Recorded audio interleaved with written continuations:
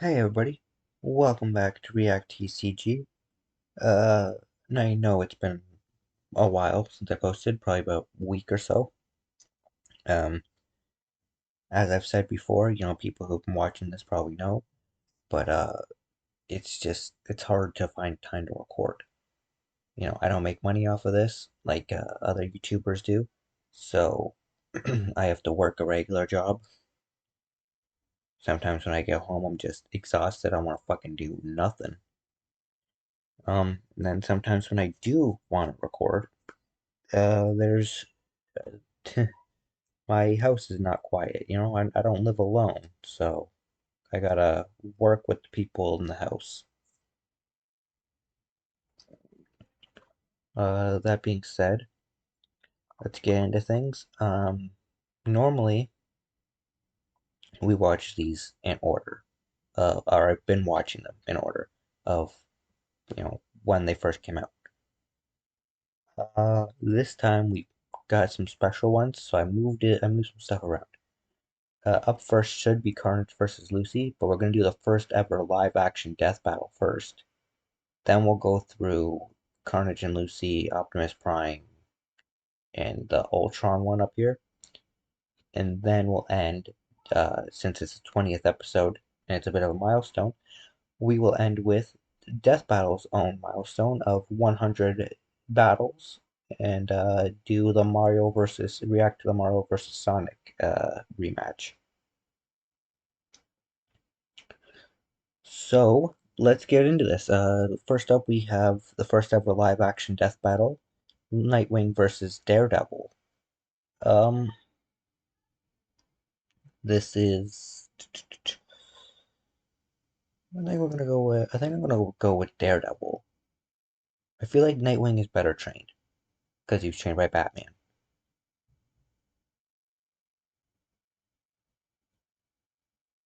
But I think Daredevil could win unless Nightwing. Batman was able to tell someone didn't have a tongue by the way he punched them,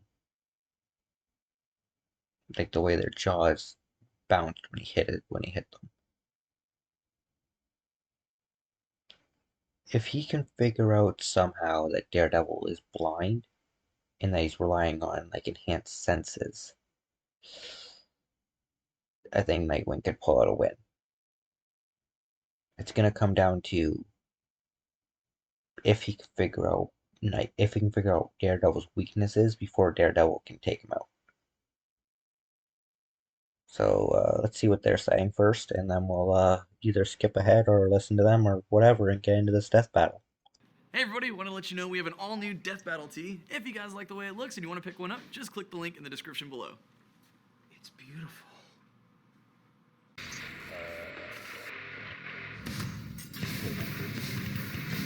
In a world where superhumans can fly through the sky or lift buildings over their head, it takes a lot more than a pair of tights for a mere mortal to stand out from the crowd. But these guys have it covered. Nightwing, the original protege of Batman. And Daredevil, Marvel's man without fear. He's Wiz and I'm Boomstick. And it's our job to analyze their weapons, armor, and skills to find out who would win a death battle. In modern times, the questionable whimsies of the circus are all but dead. And good riddance, because the world doesn't need any more clowns. Yet in its heyday, few performances could top the trapeze mastery of the Flying Graysons. Well, until a mobster cut their cord on life short. Literally. But they had a son, young yet just as talented as them. Orphaned and alone, all seemed hopeless for Dick Grayson. Until he scored the coolest His name is Dick. foster dad in the friggin' universe, the goddamn Batman. And under the Cape Crusader, Dick wasn't just a son, he was a sidekick, a superhero. He was Robin. Robin. Until he wasn't. Fuck Batman. You got knocked the out, man! Robin spent Oh my god, that was a perfect edit. Sorry, just. You got knocked the out, man! God damn. Go watch Friday. Great movie. Name Richard Dick Grayson. Height 5'10", weight 175 pounds, age 22, Batman's original Robin, former agent of Spiral, don't know what that is. Led the Teen Titans and Young Justice, and likes buckwheat pancakes and redheads. Fair. Robin spent many, many years kicking bad guys around the back alleys of Gotham City with his new dad. Who could forget the time he crushed Blockbuster under a truck, or when he whipped out that shark repellent? Never leave home without it, kids. But then Batman suddenly realized, you know what? Bringing kids into battle is actually a bad idea. So he fired him, and then promptly forgot this little revelation. Bad idea. Wait. So he fired.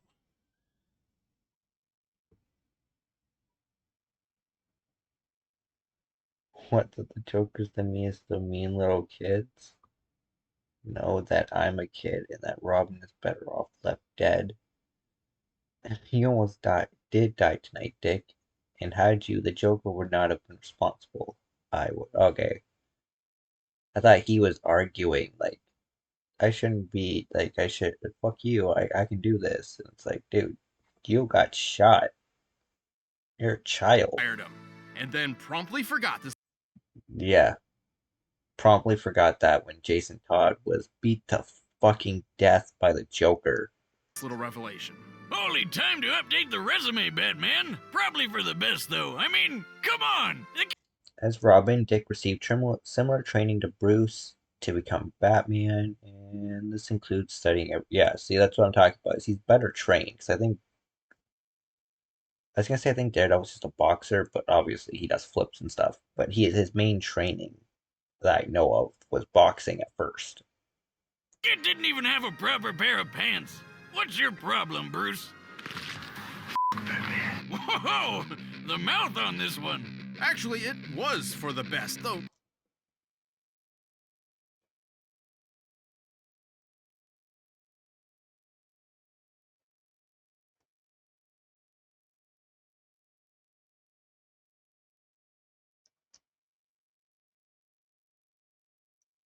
Okay, so he was alright with him becoming Dick Grayson, or becoming Nightwing. I mean, but I mean, it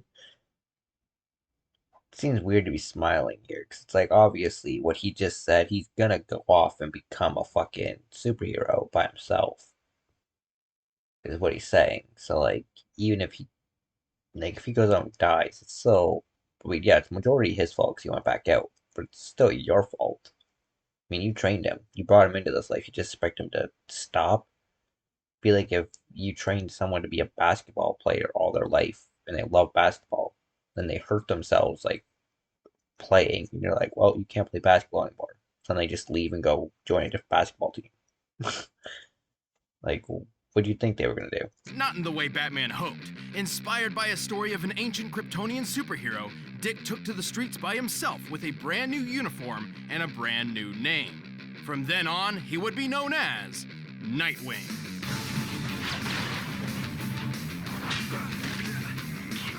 Gotta hand it to Bats. He sure knows how to mold a kid into a criminal.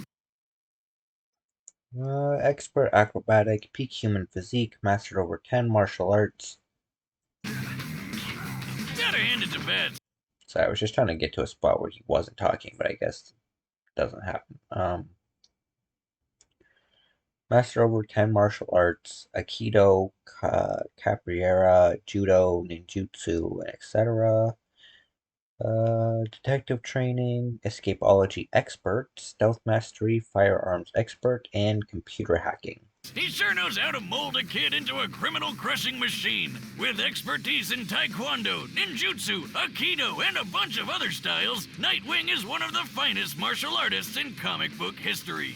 No doubt helped by his world-class acrobatic skills. He is one of only 3 people on Earth who are capable of performing a quadruple flip. And between the fancy schooling he got at Hudson U and being a founding member of the Teen Titans, he's got brains and brawn, plus a whole lot of weapons. Nightwing's suit is lightweight, bulletproof, and makes virtually no sound when moving. The blue colors even turn black while in the dark. His mask features a holographic UI complete with night. His mask can also detect electromagnetic waves that go back to sender. Deflect electromagnetic waves back to sender. Okay. He wants he reflected microwaves to give their which are migraine. Hmm.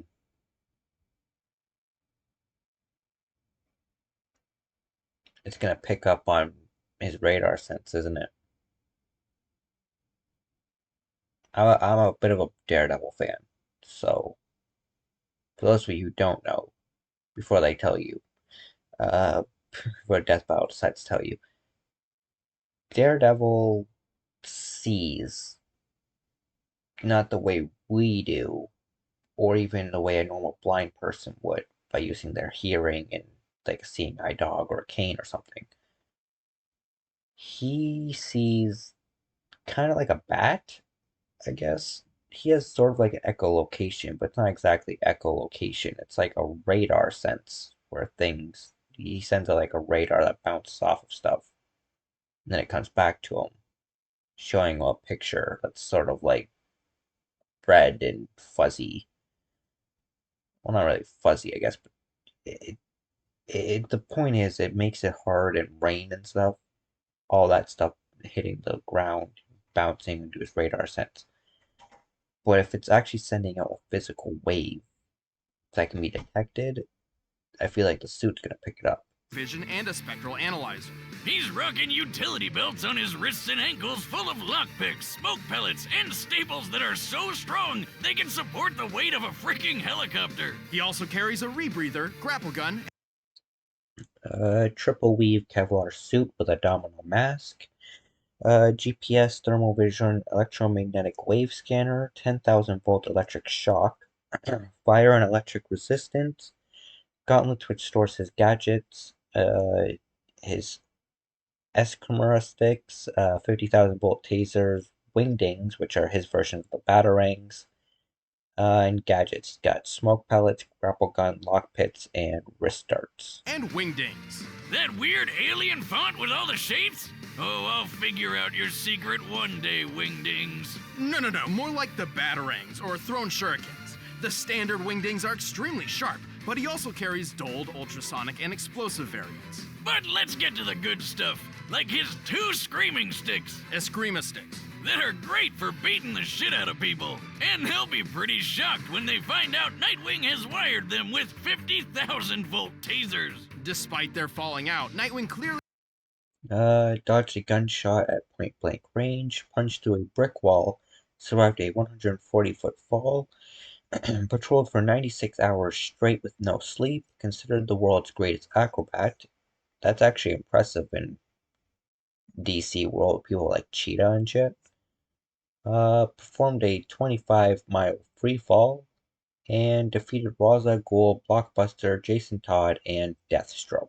remains inspired by the gadgets and skills of his baddie mentor, and he's put them to good use. He's strong enough to punch people through solid walls and smash through a sheet of ice from underwater and hold back the 19,000 pounds per square inch bite force of an orca. And while breaking a car window doesn't sound impressive, Nightwing's done so while the car was underwater and therefore pressurized. To pull this off, he needed to impact the glass with over 24,000 pounds per square inch. He's quick enough to dodge point-blank gunfire, skilled enough to leap through the city while blindfolded. Nightwing is stealthy enough to successfully sneak around Batman, Superman, and Batman with Superman's powers. Damn, that's pretty good. And tough enough to survive falling off a building. Generally, any unsafe landing over 21 feet is guaranteed to break bone. And Nightwing dropped 140 feet onto his butt, and he was fine. And we've all fallen on our tailbone.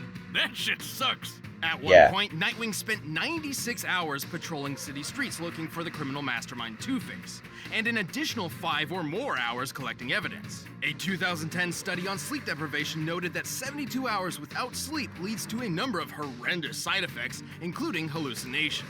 But when it was time to leap between blimps hundreds of feet in the air and give Two-Face the beatdown he deserved, you couldn't even tell Nightwing was in desperate need of a nap. And don't forget, he was trained by the #1 detective in the world. he's good enough to solve a kidnapping with a single look at the scene of a crime. Even more impressive, he once performed a skydive at 930 miles per hour, which took all of 15 minutes. That puts his starting position around 25 miles high and free-falling faster than the speed of sound. For reference, real-life Austrian athlete Felix Baumgartner performed a similar great leap from 24 miles up, hitting a maximum speed over 800 miles per hour. To pull this off, he needed a specialized suit to protect him from the extreme cold, unfiltered sunlight, and lack of oxygen. One mistake in movement could have put him into a rapid spin, rendering him unconscious and causing his blood to boil. And Nightwing just did it without any of that. Damn! He's certainly tough, but he's had his fair share of losses. His scarred body is proof of that. And eventually, him and Bats finally made up. He even took up the cowl himself when Batman was out for a while. Nightwing is one superhero who will always come out on top, along with his partners, Jim and Juan. What? I mean, it's right here in the intern's notes. Who's Jim and Juan? Oh, that's the names these ladies gave his butt cheeks. Oh, well, guess you can't argue with the ass on that dick. Robin? I haven't used that name in a long time. Call me Nightwing. Shout out to the original Teen Titans show, yo. But seriously, they named it. I mean, I guess people do it with girls' tits too, but like, so stupid to nickname a body part, man. Whatever. There's something else I wanted to fucking. Oh yeah, I was gonna say, I'm pretty sure Nightwing's gonna win this. I was rooting for Daredevil, but after realizing just how well Batman's trained him, and I'm thinking about Daredevil's training, it's not looking good for him. Looking bad.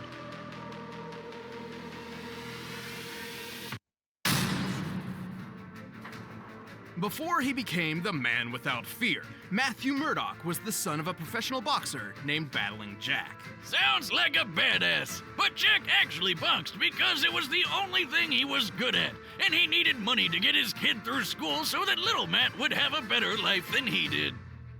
Oh, what a good dad. He's punching people for his kid. Matt still trained in secret with his father's exercise equipment, molding himself into a powerful fighter and an expert acrobat. This new athletic ability would come in handy when he witnessed a blind man walking right in front of a speeding truck. Feeling especially heroic that day, Matt dove in to push the guy to safety, but the truck crashed, sending some weird acid stuff flying all over Matt's face. From that day forward, Matt was permanently blind. Aww. I can't see! I can't see! Also, not permanently. Iron Man gave it back for a little bit. Then he made him blind again. It was a whole thing. Still, Matt did not give up on the dream his father wanted. He earned his degree with flying colors and founded a law firm with his friend Foggy Nelson. Things were actually looking up for him. Well, except for when his dad was killed by a mobster for ruining a rigged boxing match. Because you can't be a superhero unless you've lost your parents. Matt was distraught. His world had come crashing down around him, and he couldn't even see it happen. But he could hear it, smell it. Name: Matthew Murdock. Height 5'11", 185 pounds. In his mid-30s, is legally blind. Lawyer at Nelson and Murdoch, devout Catholic, and his favorite place is the rooftop of the Chrysler Building. Feel it. Yeah, 'cause turns out that radioactive goop didn't just blind Matt, it gave him superpowers. So he dressed up like the devil himself and literally scared the mobster to death. And so, Daredevil was born. Many blind people, particularly those born with it, experience a... In other continuities, it is implied that this radioactive goop is also the mutagen that transformed the 4 pet reptiles into the Teenage Mutant Ninja Turtles. That's kind of cool. Even if it's not like canon to every universe or even canon to the main universe, that's kind of cool. That's in some universes, it's implied that he got affected by mutagen. A rewriting of the brain to heighten their other senses, somewhat making up for their lack of sight. Something similar happened to Daredevil, except like 100 times greater. His touch became so sensitive, he can tell when a person is close to him simply from the disturbance in the air. His ears can pick up the faintest of sounds, from the slightest movement of an enemy to the rising heartbeat of someone who's lying. His taste can detect each separate ingredient in any recipe, including poisons, and his nose can track you down like a bloodhound. Who needs eyes when you can sense everything around you to the smallest detail? Superhuman senses, highly improved taste, touch, smell, and hearing. Peak human physique, mastered over 13 martial arts, Krav Maga,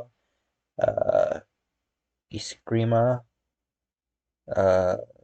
Greco-Roman wrestling, etc. I mean, he's got 13. Nightwing only had 10. Sonar sense, atom-induced radar sense. See, this is what I was talking about. The fact that it's atom-induced, I'm pretty sure. Ooh, he's got minor telepathy. I didn't even know that. But I feel like he's gonna detect that, and he'll find a way. You know, he's got like sonar, fucking wingdings or whatever. He's gonna like overload his senses and kill him. That's my guess. Like,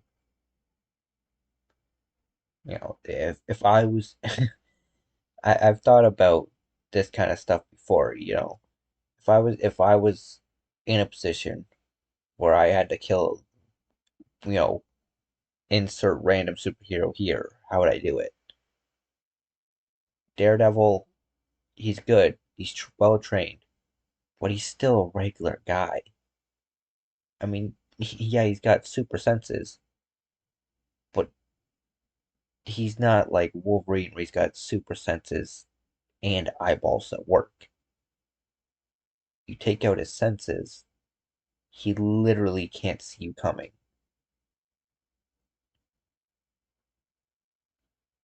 Plus, normally he can track a guy. But Nightwing's able to stealth so well that Batman and Superman, and even Batman with Superman's abilities, which are way greater than Daredevil's, can track. So I don't think he's winning this one. But he couldn't use his blind powers as well as he does without the training under a super secret warrior named Stick. No relation. With Stick's help, Matt mastered several fighting styles, including ninjutsu, Krav Maga, and Kung Fu. And get this, Stick had basically the same blind powers as Daredevil. Somehow.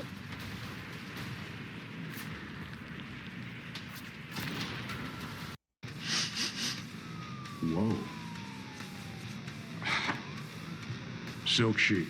Thanks to him, Matt learned how to hone his senses, to know and maneuver through his surroundings even better than those with working eyes. He also learned how to tap into something called an atom-induced radar sense. Like that thing that bats do when they bounce sound around to see in the dark or whatever? Kinda. That's sonar, or echolocation, and he can use it too. But thanks to his radioactive origins, Daredevil can actually emit electromagnetic energy waves from his body, which bounce off objects in... Yeah, see? Did you catch what he said? Electromagnetic waves, which can be reflected back via fucking Nightwing's suit.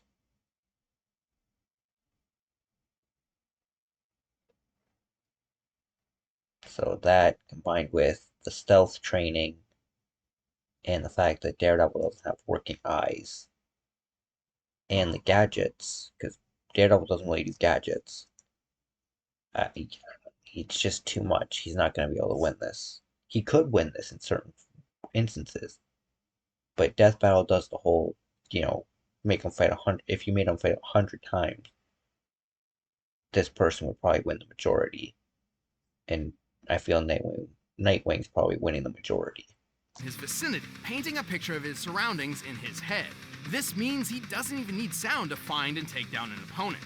So he's got a ton of ways to make up for his eye problem, but he's also got some awesome gear to help him take out the bad guys. like his devil suit that's bulletproof, shockproof, flameproof, and a perfect backup plan whenever he forgets to prep for a Halloween party. For combat, he built Prototype armor, fire and electric resistance, horn-tied antennae. Interesting. Billy Club, multi-purpose collapsible cane, extendable wire cable, nunchuck mode, retractable blades, microphone, flexi shield, gas pellets, and a grappling hook. a versatile weapon out of his most innocuous possession, a walking cane.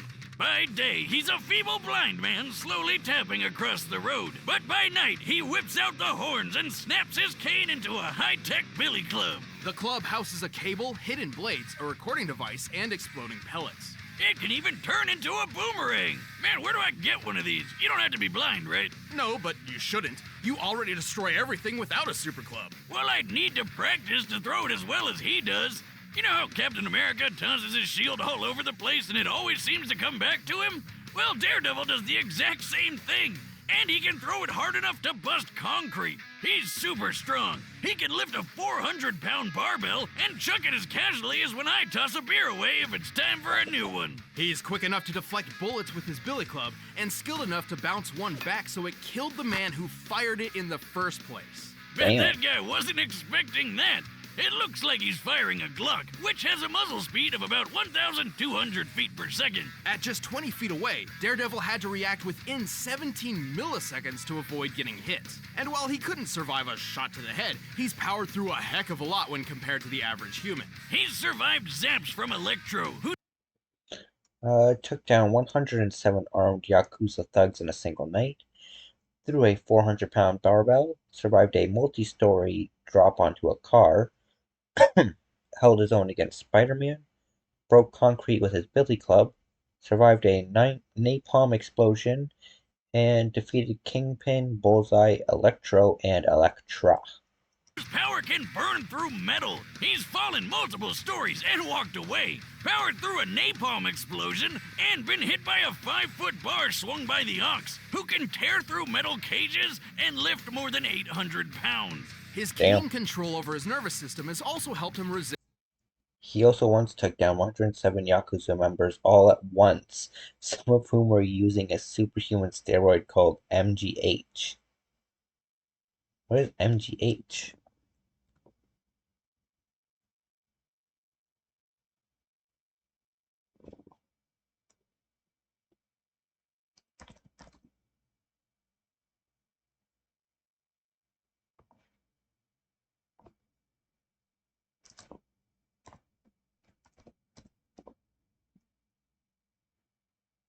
Mutant growth hormone.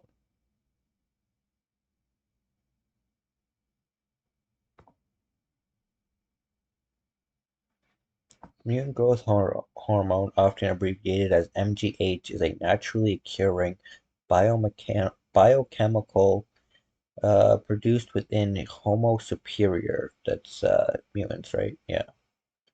And other genetically enhanced individuals. MGH can be extracted and isolated. Damn.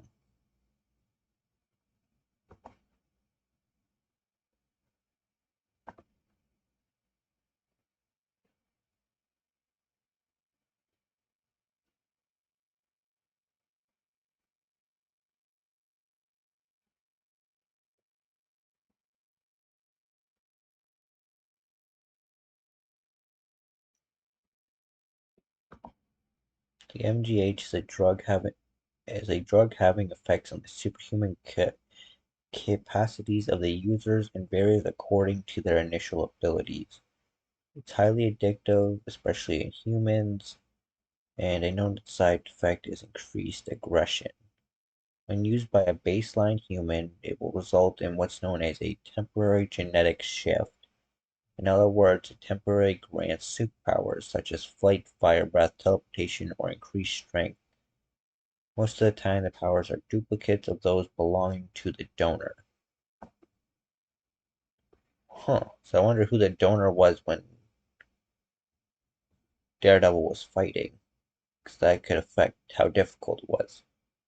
You know, if it was some useless mutant, like, I can't even think of one off the top of my head. You know, if somebody with a useless power, not really gonna help. But if it's, you know, something like they had Wolverine's healing or like Cyclops lasers, that's pretty crazy.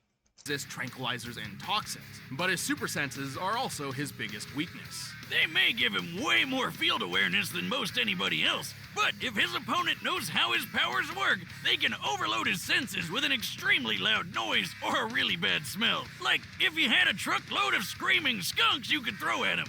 That'd probably work, right? But even with those weaknesses, Daredevil is a fearsome foe for anyone who would face him, even if he can't see them. He even managed to balance his life of law and the crime fighting, and became a huge success on his own. Papa Boxer would be proud. Yeah. I'm gonna kill you! Take your best shot. Take your shot. Great show, Daredevil. I haven't checked out Born Again. I think that's what it's called. The new show that's on Disney Plus. Comment down below, you know. Let me know if you've seen it, if it's any good. The original on Netflix is great. All right, the combatants are set. Let's end this debate once and for all. But first, you need to treat your senses to Blue Apron. No, I don't. Geez, no, like, advertisement or any this time. Or, like, I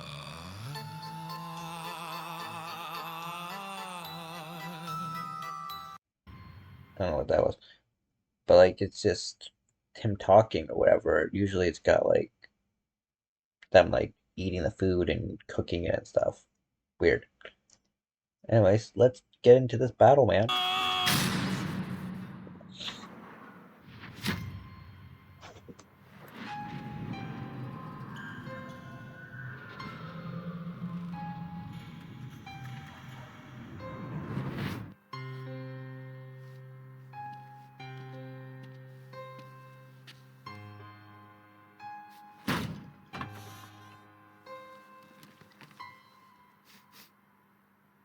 I know you're there. You can leave now, or I can drag you out. It's your choice. Ooh, I'm shaking in my boots, especially looking at the Prince of Darkness. But that case over there is part of an investigation I've been working, so why don't you hand it over, and I'll get out of your horns. Before this fight happens. Does it list who's playing these guys?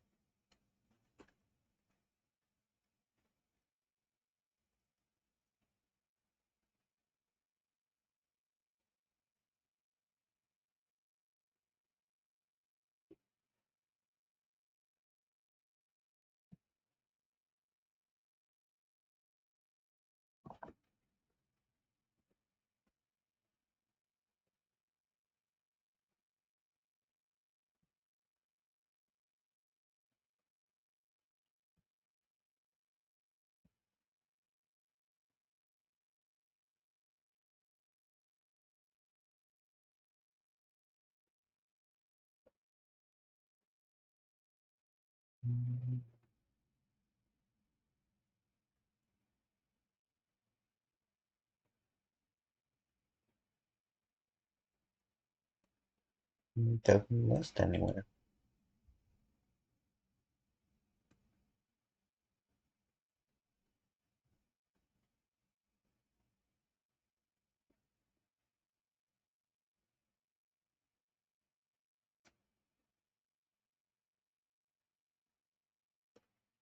Alright.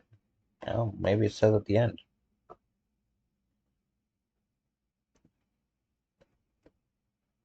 Go back to when they start shit talking. You're there. You can leave now, or I can drag you out. It's your choice. Ooh, I'm shaking in my boots, especially looking at the Prince of Darkness. But that case over there is part of an investigation I've been working, so why don't you hand it over, and I'll get out of your horns. Is that a no then? What do you think?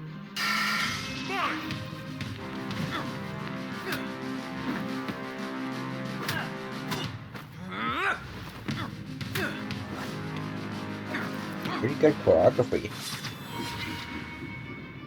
Damn.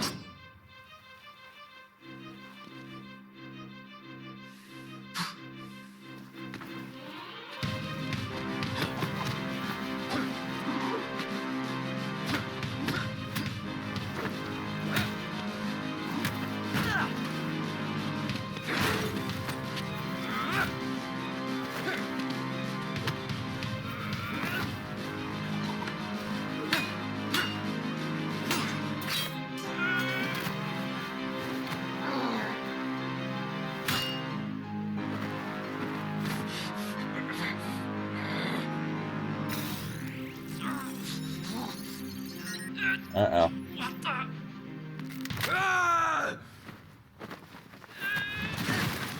See, he just found out he's blind.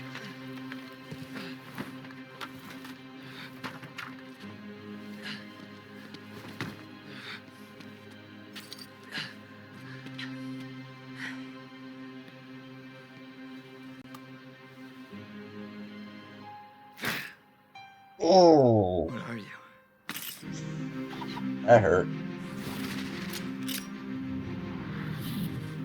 Better.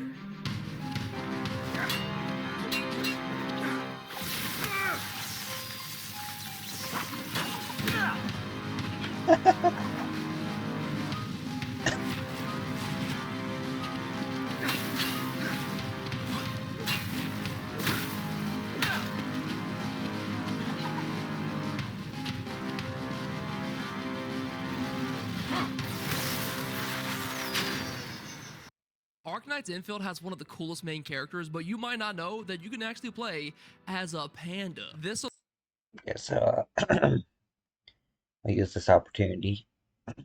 Jeez. Use this opportunity to mention, looks like Daredevil is a better fighter, but Nightwing's gonna win because he found out that anomaly, and he's gonna end up figuring out that that Daredevil is blind if he hasn't already figured it out.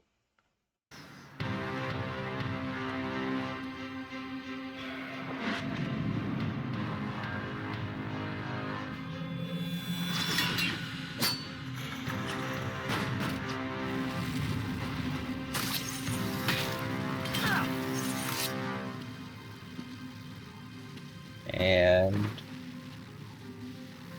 he's gonna turn things around. I wish I could see the look on your face.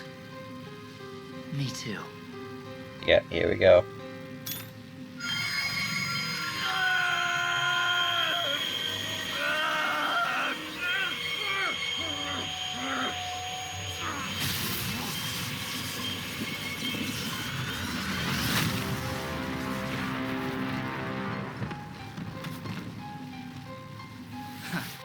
See you in hell.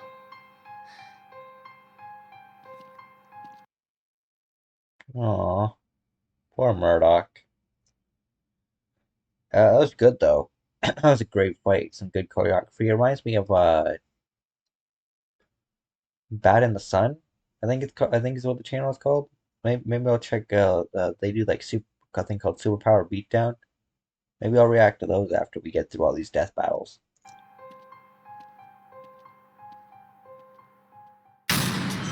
KO! What the? Was that live action? We can do that now? This was possibly one of our closest matchups to date. Despite lacking a true superhuman physique, both Nightwing and Daredevil were extremely skilled and deadly fighters. When it came to overpowering each other, they were pretty dead even. Sure, based on their previous feats, we can tell that Nightwing seemed a little stronger and more acrobatic, and Daredevil seemed a little quicker to react. But Even then, Nightwing's point-blank gunshot dodge indicates his reaction speed is nearly equal to Daredevil. these differences were extremely minimal. It's actually feasible that these two could pull off almost all the exact same feats. keyword being almost. Right, with such similar physical abilities, this really came down to their arsenal. Nightwing's gadgets and Daredevil's superpowers. At first glance, these could simply counter each other, making this match completely even again. For example, both could take advantage of the dark with night vision or super senses, but only one set was perfectly suited to actively disrupt the other. Yeah. Remember Nightwing's scanning mask? There's no way he couldn't notice those electro waves Daredevil's radar sense was sending everywhere. Even Mr. Magoo could have figured out something was weird. On top of detecting Daredevil's radar sense, Nightwing's tech could have easily deflected it back to him. That's what I was saying. Rendering the atom-induced radar sense useless or even damaging or disrupting Daredevil's other senses. Here, let alone the guy trained by freaking Batman. You know, the greatest detective in the world. Through a little hand-to-hand action, Nightwing was certainly... While one of Daredevil's senses are negatively affected, the others suffer too, giving Nightwing plenty of opportunities to land a critical blow. clever enough to recognize Daredevil's reliance to sound over sight, and had the perfect counterweapon, the ultrasonic Nightwing has used his ultrasonic wingdings on enemies with ordinary senses, so even if he hadn't deduced they were Daredevil's weakness, he would have still likely used them during the fight. Also, Nightwing uses special dampener technology in his ears in order to protect himself from the effects of his own fucking wingdings. wingding. Look, I'm sure there were several possible scenarios where Daredevil could have pulled off the win, but Yeah. more times than not, Nightwing takes this thanks to his athletic skill, detective training, and high-tech gadgets. All he had to do was dare to wing it. The winner is Nightwing. And next time on Death Battle. Okay. No one decided they wanted to refresh. Anyway, next time on Death Battle we got Carnage versus Lucy. I've never seen whatever the fuck this show is. Maybe it's good, maybe it's bad. I don't know. So we're gonna go with Carnage.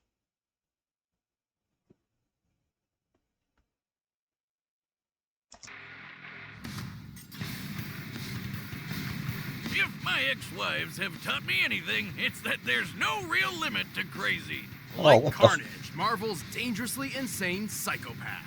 Or Lucy, the messed up murder lady from Elfin Lied. Elfin Okay, if you know what the fuck movie this is, comment down below. That I might watch it just because of that scene.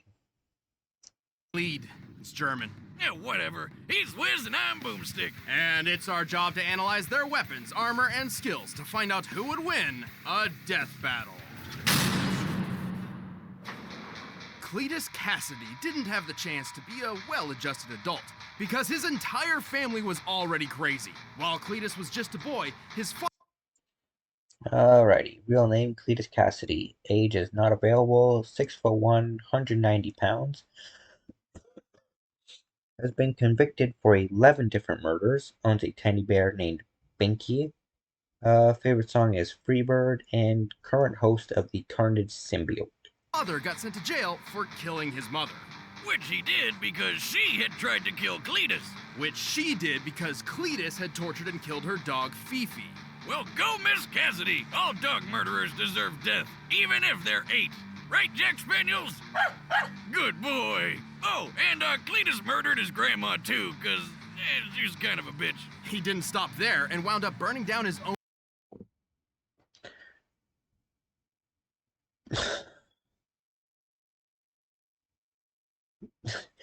I mean, I want to be like, dude is a crazy motherfucker because of all the shit he does, but like, bro. I mean, I think they're kind of right when they say he didn't stand a chance. I mean, how does anyone stay sane in that household? Whatever, Cletus currently believes that his mother died protecting him from his father. However, his strong posthumous feelings for his mother may have caused false memory syndrome. Okay. own orphanage.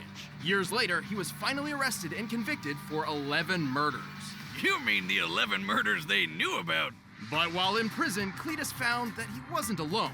In fact, his cellmate just so happened to be Eddie Brock. Who you may know is that creepy guy covered in black ink called Venom. That ink is actually a symbiotic alien known as a Clintar. This symbiote bonded with Eddie, transforming him into a Species Clintar grants superhuman powers to its host, bonded to Cletus's bloodstream, genetic memory, vulnerable to extreme heat and magic. Okay. Can regenerate from Cletus's blood and enjoys thrash metal music. Powerful and violent rival for the friendly neighborhood Spider-Man. But what Eddie didn't know was it was pregnant. Oh, time to go out for cigarettes, Eddie. Well, symbiotes actually reproduce asexually. When Eddie became Venom once again, the symbiote sort of... The Clintar were created by an evil deity to kill celestials. They eventually became a noble species, but remain easily influenced by the personalities of their hosts. oozed out its spawn and left it there. Just like me and my dad. Well, this new symbiote immediately attached itself to Cletus, but unlike the Venom one, it merged through a cut on his skin, creating this suit made out of blood. Ew, that doesn't seem sanitary. And together they became Carnage. A fitting name for a psycho mass murderer. Cletus and his new symbiote quickly got up to what they knew best, creating maximum carnage. Remember that game? It was great. Yeah, it was. Unlike Venom, the Carnage symbiote shares a perfect union with Cletus. They rarely disagree with each other and therefore act as one being more consistently. And with his new superpowers, he was a vicious force to be reckoned with. He has the same superhuman strength, speed, and durability Unlike Venom, the Carnage symbiote shares a... Oh, we already read that one. I thought it changed. as Venom, and supposedly even greater, like a Venom 2.0. He can shapeshift to make all sorts of killer weapons, like axes, swords, and spikes. He can even rip those weapons off himself or launch them at his victims. Have you ever tried ripping your fingers off and throwing them at people? Because that's just kind of what Carnage does. The symbiote can also reach out with dozens of chaotic Superhuman strength, speed, and stamina. 360-degree perception, camouflage, possession, regeneration, shapeshifting, wall crawling, and webbing. blood-soaked tendrils, perfect for strangling the people he doesn't want to see anymore. With a single touch, Carnage can infect a person with a portion of his symbiote, controlling or torturing them at his leisure. He has unbelievable regeneration, and even if somebody finds a way to disable his suit, the Carnage symbiote lives inside his bloodstream and can come back out through something as meager as a paper cut. Also, the symbiote literally sees everything around it. It's kind of like wearing a suit made of eyeballs. But let's say you're able to dodge his projectiles, outrun the tendrils, and get out of sight from the eyeball suit. You're still not safe. He will catch you, because he can sprout wings and fly. What the hell? Since when? Since realizing that shapeshifting is a really useful ability. So he's able to fly, he's totally aware of everything around him, and he's full of blood? This guy's like a giant mosquito of death. Sure. Carnage has said he's at least 10 times faster than the average man. But that's pretty modest, because Venom has shown he can move fast enough to catch up to a bullet after it's fired. And Carnage is frequently shown to be as fast or even faster than him. This puts Carnage over 15... Lifted a 50-ton tank, traveled 2 miles in a mere seconds, survived being ripped in half by the Sentry, once traveled through the internet wiring. Goddamn. Outmuscled both Spider-Man and Venom, tanked an all-out assault from Iron Man, smothered and survived a gene bomb, defeated Spider-Man, Venom, Man-Wolf, and Deadpool. Carnage is looking pretty good so far. I think I made a good choice here. 100 miles per hour, over twice the speed And I never thought I would say that about a dog murderer. That I made a good choice betting on the dog murderer. But here we are. of sound. He's lifted a 50-ton tank, and he can overpower Spider-Man, whose best supported strength feat was lifting that giant machine thing that weighed as much as a 1965 locomotive. Which would put it around 130 tons. And you know those weird tendril things crawling around his body? When he wanted to find a missing journalist in New York, he climbed to the top of the... Also, Spider-Man once held up a support beam for the Daily Bugle. A beam for a 25-story building can support almost 2,000 tons. However, how much Spidey is lifting is impossible to quantify, and this number is so far removed from his other best feat to strength, it doesn't matter. The Empire State Building and just stretched them all out over the city. He found her by this coastline, and this building nearby looks a lot like the consolidated Edison plant between 14th and 15th Street.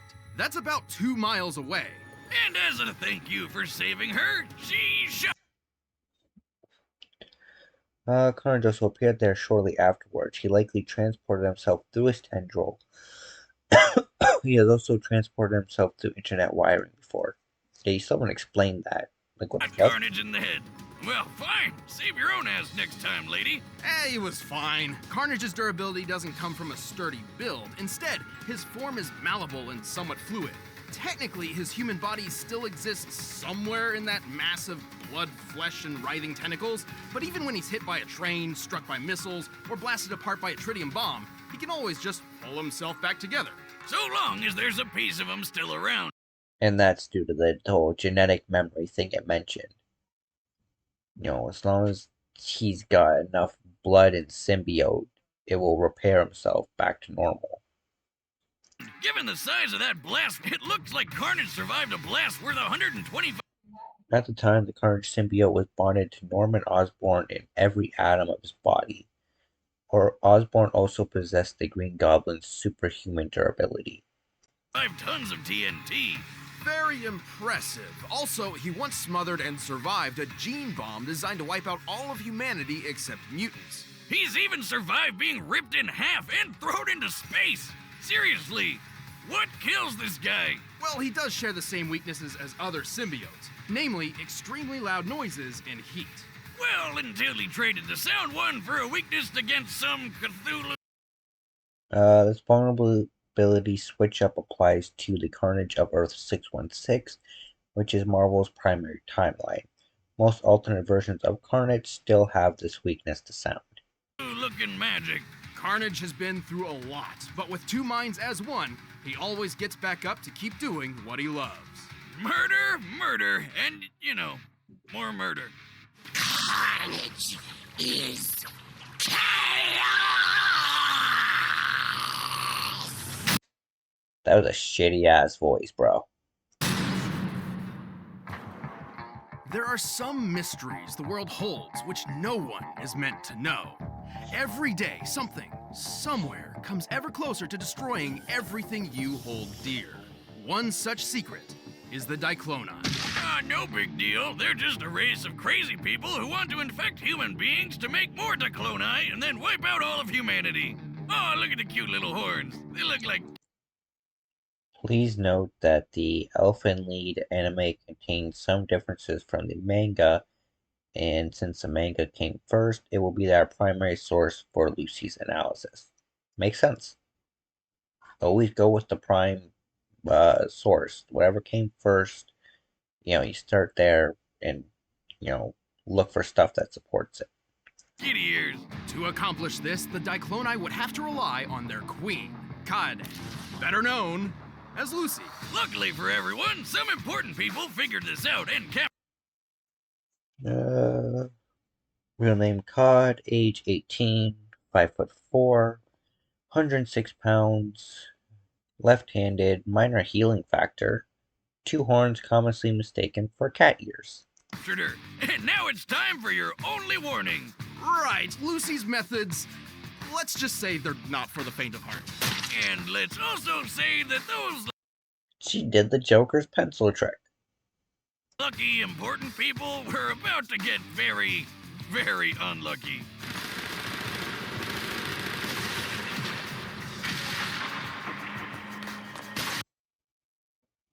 Brutal ass anime, goddamn.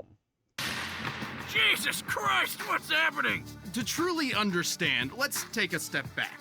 As an infant, Lucy was abandoned by her parents and left alone to suffer a life of constant discrimination. It was the horns, wasn't it? Right, even the average kid hates growing up in an orphanage, but it was especially painful for her. Until she found a stray puppy and decided to take care of it. That adorable little critter and her became best friends. And then the other kids from the orphanage went out and beat it to death and forced her to watch. The fuck is wrong with kids, man? Goddamn, I will take kids being glued to their screens nowadays too.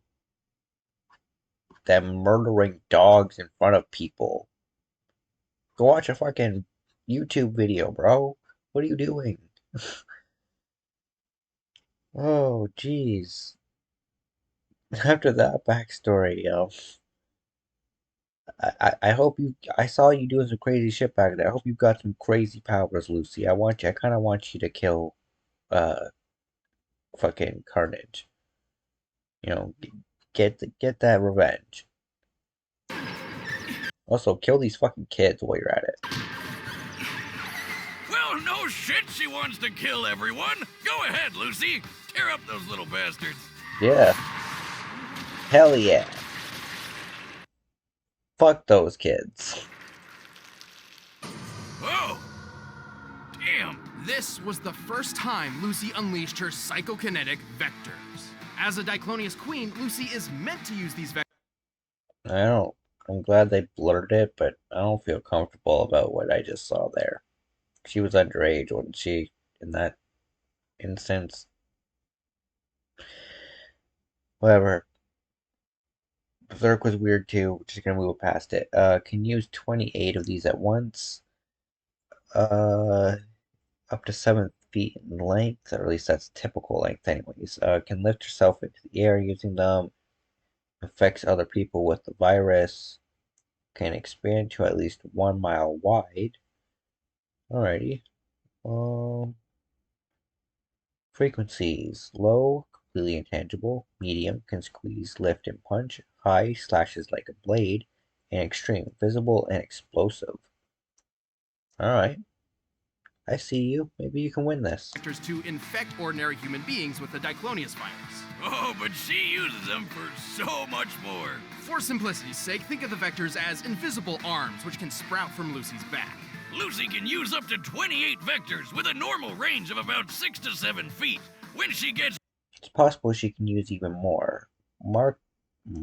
Marquio once used 50 vectors with a range of 36 feet up to 11 meters. Really serious, her horns grow and the vectors get way longer and stronger. She can vibrate her vectors at different frequencies, and each level of vibration has different effects.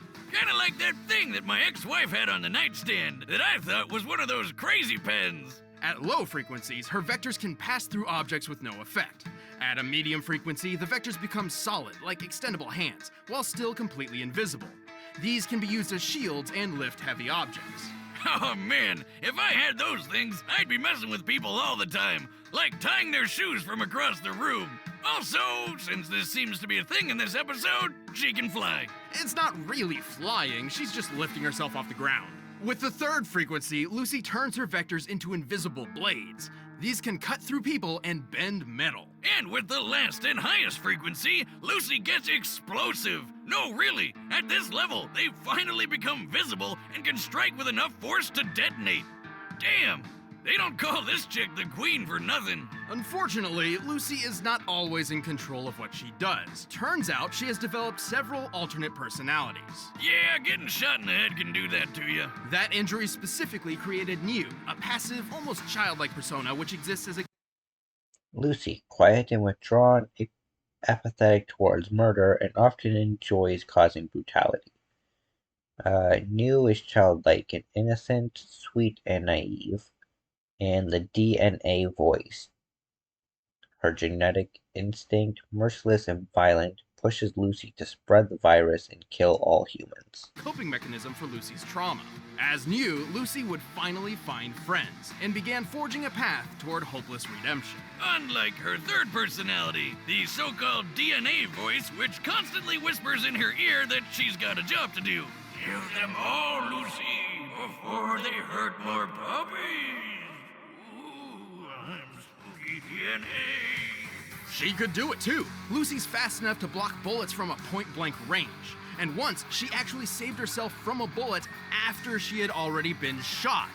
As in, while the bullet was traveling between her skin and her heart. It looks like she's getting shot by an MP5, which fires bullets at nearly 900 miles per hour. With her body type, the distance between Lucy's skin and heart is less than an inch, probably around 2.4 centimeters. Given the bullet speed and the distance her vector would have to reach from her back before the bullet hit her heart, her vector had to move nearly 1,900 miles per hour. That's over twice the speed of sound. She can throw a pen through a guy's skull.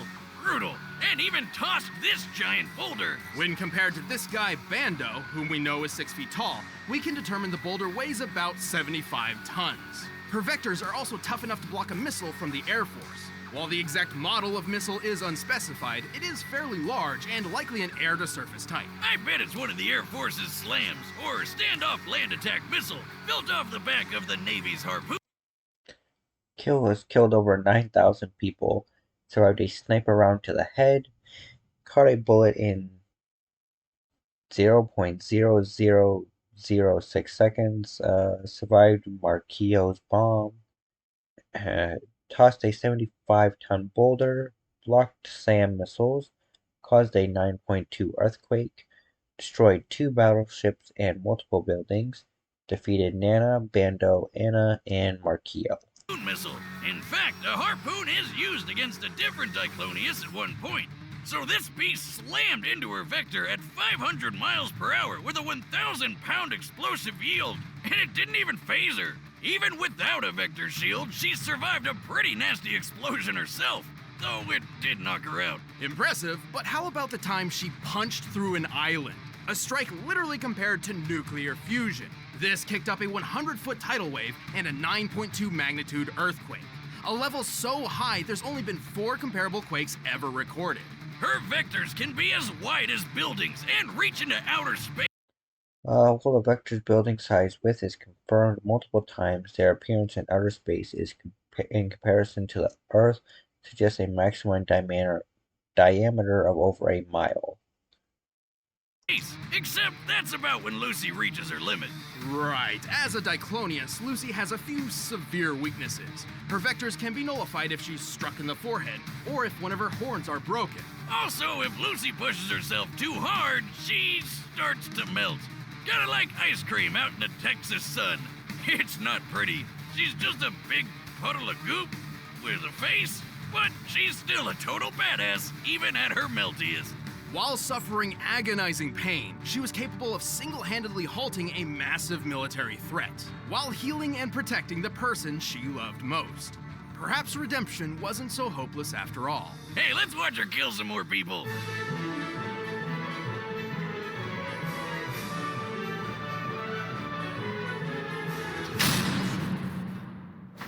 All right, the combatants are set. Let's end this debate once and for all. But first, you'd be crazy not to get in on this deal. See, this is what kind of stuff that usually happens.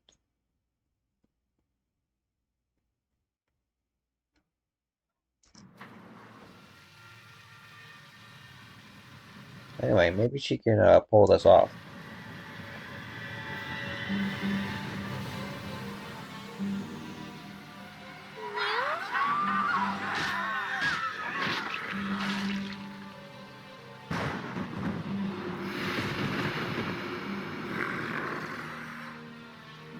Kill the dog murderer.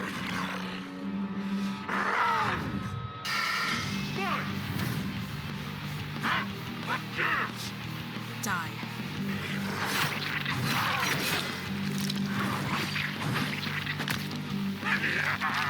Not yet.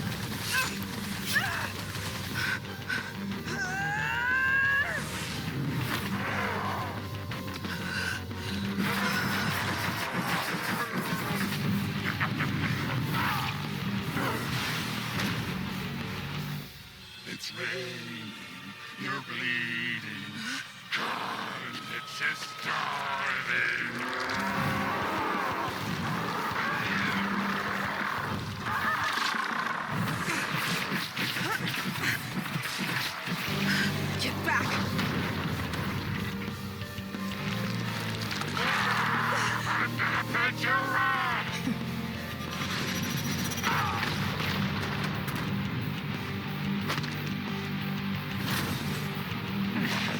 Does it hurt yet? Don't worry. I'll put you out of your misery.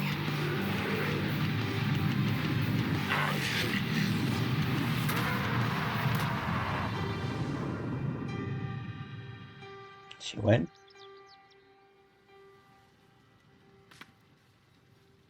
Hell yeah, she killed the dog. KO! First those kids at the orphanage, then Cletus. Lucy really hates dog killers, and for good reason. Carnage was a challenging opponent. It was incredibly difficult for Lucy to deal any lasting damage against him. He had the durability advantage. While Carnage has the power to infect and control other people, he has only instigated such possession through an initial physical connection and cannot do so through his projectiles. Advantage in the bag, though Lucy fighting as a puddle proved she could take a lot of pain and keep on fighting. Sadly, Carnage came up short in pretty much everything else. Right, Carnage was tough, but not invincible. Even his surviving... Apocalypse's gene bomb, powered by celestial technology, did not create a blast equivalent to its planetary range. In fact, its explosion was smothered in a similar method to the titanium bomb and yet appeared much smaller, which did not surprise Apocalypse. The Carnage symbiote's immunities likely canceled the bomb's biological attack. That gene bomb isn't quite as impressive as it sounds, since he had no other feats to even remotely back up planetary-level durability, and the bomb was more akin to a biological weapon anyway. While Carnage's tendrils could pass speeds of Mach 2, Lucy's vectors once reached into outer space. By timing her accompanying monologue and comparing the longest vector's length to the curvature of the Earth, it's clear she reached over 2,400 miles in 20 seconds max. Way longer than Carnage's 2-mile feat. All this means her vectors were moving at least 440,000 miles per hour, more than 500 times the speed of sound and 250 times faster than Carnage. Good luck getting past that. And this was really the biggest hurdle. With Lucy's redonkulous speed and Carnage's healing power. Since Carnage survived the titanium bomb, 125 tons of TNT, with a unique combination of symbiote and goblin powers, it's possible his durability limits are actually less than that. It all boiled down to one thing. Who could hit the killing blow first? I mean, Carnage could respawn from scraps, so the only way to beat him for good was to totally vaporize him. And Lucy had the perfect answer to that. Remember that time she hit an island so hard she caused a 9.2 magnitude earthquake and a 100-foot tall tidal wave? Such a feat would require an enormous amount of explosive energy, approximately 31,000 tons of TNT, similar to the bomb that hit Hiroshima. It's literally compared to nuclear fusion in the Elfen Lied manga. Elfen Lied, it's German. The point is, in order to beat Carnage for good, Lucy needed to totally obliterate him, and she could do that. The heat produced within the initial impact of a nuclear explosion can reach temperatures up to 180,000 degrees Fahrenheit, more than 18 times hotter than the surface of the sun. And despite Carnage's ridiculous healing factor, there's no evidence to suggest he could survive complete incineration. Also, human blood burns at 1800 degrees Fahrenheit or 980 degrees Celsius, leaving nothing for the symbiote to regenerate from afterwards anyway. To top it off, heat was Carnage's biggest weakness. Even if Lucy's explosive force was just a fraction of this, it would still have been far too much for him. She just needed to smack him before he could power through her vectors, which chances were pretty slim for that happening. Another way to think of this is that both could kill each other in a single fatal hit, but Lucy had many more offensive and defensive options for getting that hit in first. Anyway, because there's a bunch of them and they're so damn fast, hitting Carnage with a big explosion punch was way easier. Cletus and his symbiote may have had the endurance, but Lucy's space-worthy speed, overwhelming presence, and nuclear strength won the day. She dealt the carnage needed for a total victory and took the lead. There, I said it right, Wiz. Happy? The winner is Lucy. Next time on Death Battle, we've got Optimus Prime versus Gundam. I'm going with Optimus Prime here. That motherfucker refuses to die. Or at least to stay dead.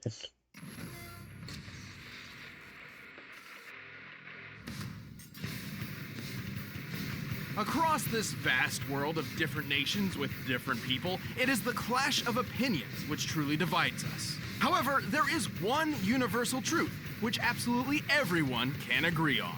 Giant robots are freaking awesome! Like Optimus Prime, the original G1 Transformer. And the RX-78-2, the original Mobile Suit Gundam. These aren't just any robots, they're the old school classics, the first of their kind, and we're in for a robo battle of East versus West. Well, Optimus was originally a Japanese toy. He's Wiz and I'm Boomstick. And it's our job to analyze their weapons, armor, and skills to find out who would win a death battle. Millions of years ago, on a distant planet called Cybertron, a great unrest grew between two factions of robotic beings, the Decepticons and the Autobots. With little warning, they found themselves entangled in civil war. Led by that douchebag Megatron, the Decepticons started gunning down any bot they pleased for basically no reason, including some guy named Orion Pax, which will be important later. What's it gonna be? What's it gonna be? Some guy named Orion Pax, which will be important later. Rest in peace, Robro. What Megatron didn't know was that this seemingly random encounter would end up reshaping the universe. Thanks to a robot Gandalf, Orion Pax was rebuilt into something bigger, stronger, and way more recognizable. The newest commander of the Autobots had risen, Optimus Prime. The Autobots will never sacrifice freedom. Optimus is a powerful warrior with tons of awesome robo powers. As a Transformer, he can scan nearby objects. Former identity of Orion Pax. Height 38 feet 1 inch. 16.5 tons. Over 9 million years old. Other skills include surfing and basketball. Dislikes Decepticon, dancing, and Motley Crue. And has died 26 times throughout the whole Transformer. That's exactly what I was saying. Dude refused to stay dead. And morph his body to resemble one, becoming a robot in disguise. His favorite is a classic 1979 Kenworth K100 tractor. An oldie but a goodie which sports 500 horsepower. Truck mode, 1979 Kenworth K100, trailer included. Power Master, combined with command deck weaponry, binary bonded to High Q, who increases Optimus's energy. Action Master, built around High Q's body, cannot transform, powered by a nucleon from a black hole. And can book it over 80 miles per hour. He even gets a trailer, which, when he doesn't need it, mysteriously disappears into thin air. No, really, where the hell does that thing go? I need to know. More importantly, the life force of every Transformer. According to a 1985 Japanese catalog, the trailer is teleported back to base via a special signal when Optimus does not need it. It's actually a weaponized command deck. Resides in their spark, sort of like a soul. And Optimus is no different, except that his spark gives him a few unique abilities. Yeah, his spark's pretty rare. Compared to other robo people, it gives him increased strength, speed, and durability. He can shoot laser beams from his hands, fly with either a jetpack or his feet boosters, and move his limbs around while they're detached like some sort of ghost robot Rayman. Ooh! Optimus is referred to as a 0.1%er. That is how rare a being of his caliber is. Is that what all those people on Wall Street were?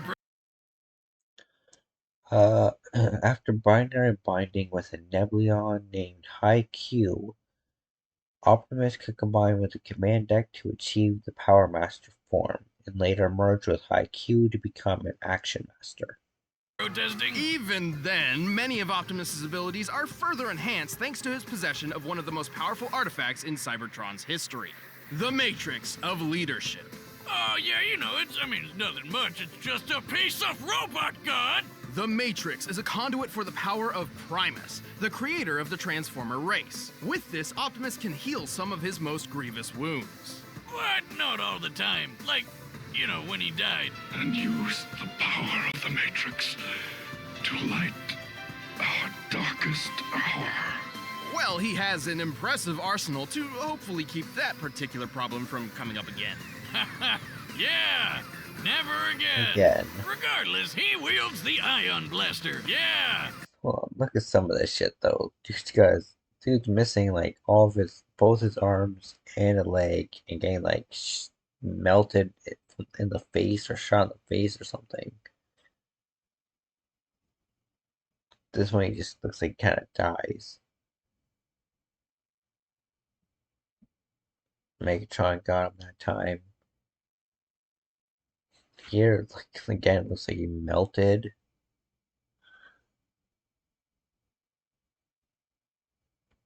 Never again. Regardless, he wields the Ion Blaster, Fusion Axe, Energon Swords, Jetpack, Command Deck Module, a trailer which unfolds to reveal weaponry, Roller Module, small drone kept inside of his trailer, and the Matrix of Leadership. Ion Blaster, a giant death cannon which Prime one-hands like a boss. This big old rifle fires bolts of energy strong enough to take down most Decepticons, and can even be fired into space from ground level. Even better, it never seems to run out of ammo.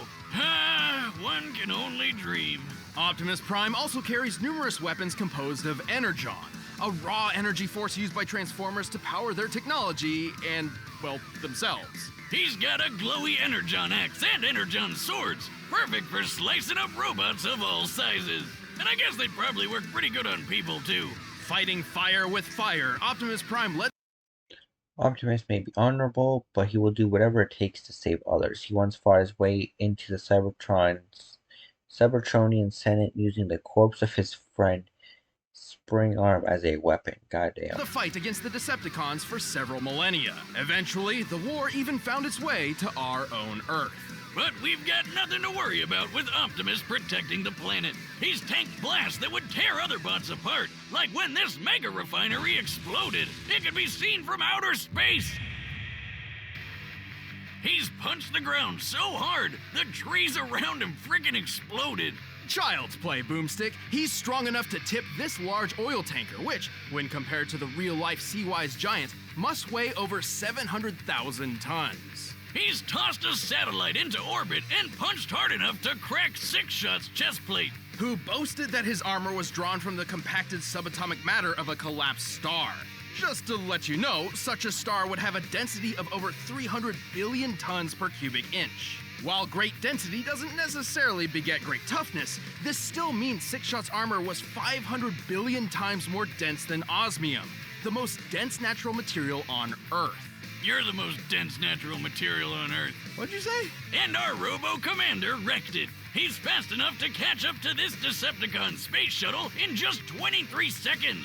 Given the size of the Earth here and the angle of ascent, we can determine he's moving around 125,000 miles per hour. He's Not also bad. a talented leader, capable of commanding... The Omniglobe simply funneled information to Optimus, as he cannot physically be in 1,000 places at once. It did not enhance his cognitive ability. 1,000 battles at the same time via the Omniglobe. Like Skynet, but in a giant disco ball. He's used that crazy strength of his to... Lifted 81,000-ton Washington Monument, shot a ship in space from ground level, dodged shots from a fusion cannon, survived an exploding mega refinery, moved a 724,000-ton oil tanker, withstood a wormhole collapsing upon him, commanded 1,000 battles via the Omniglobe, and defeated Megatron, Devastator, Galvatron, and Unicron. punch through Megatron, who once tanked an explosion big enough to knock Cybertron out of orbit. And thanks to the weird robo-magic of the Matrix, he's even defeated Unicorn. Unicron. Who's basically a giant robot Satan who eats planets. This guy is unstoppable. Not necessarily. Optimus is certainly powerful, but after all is said and done, he has one major weakness. To violate that law would destroy our honor. He's just too nice. Yeah, he's kinda all about the whole honor and fair fighting thing, which kinda screwed him over more than once, and even gotten him killed multiple times. Plus, he killed himself once just because. Specifically, he felt that he broke his own rules of morality by sacrificing NPCs to defeat Megatron in virtual reality, and so he sentenced himself to death. This was his in-canon death for years. Damn.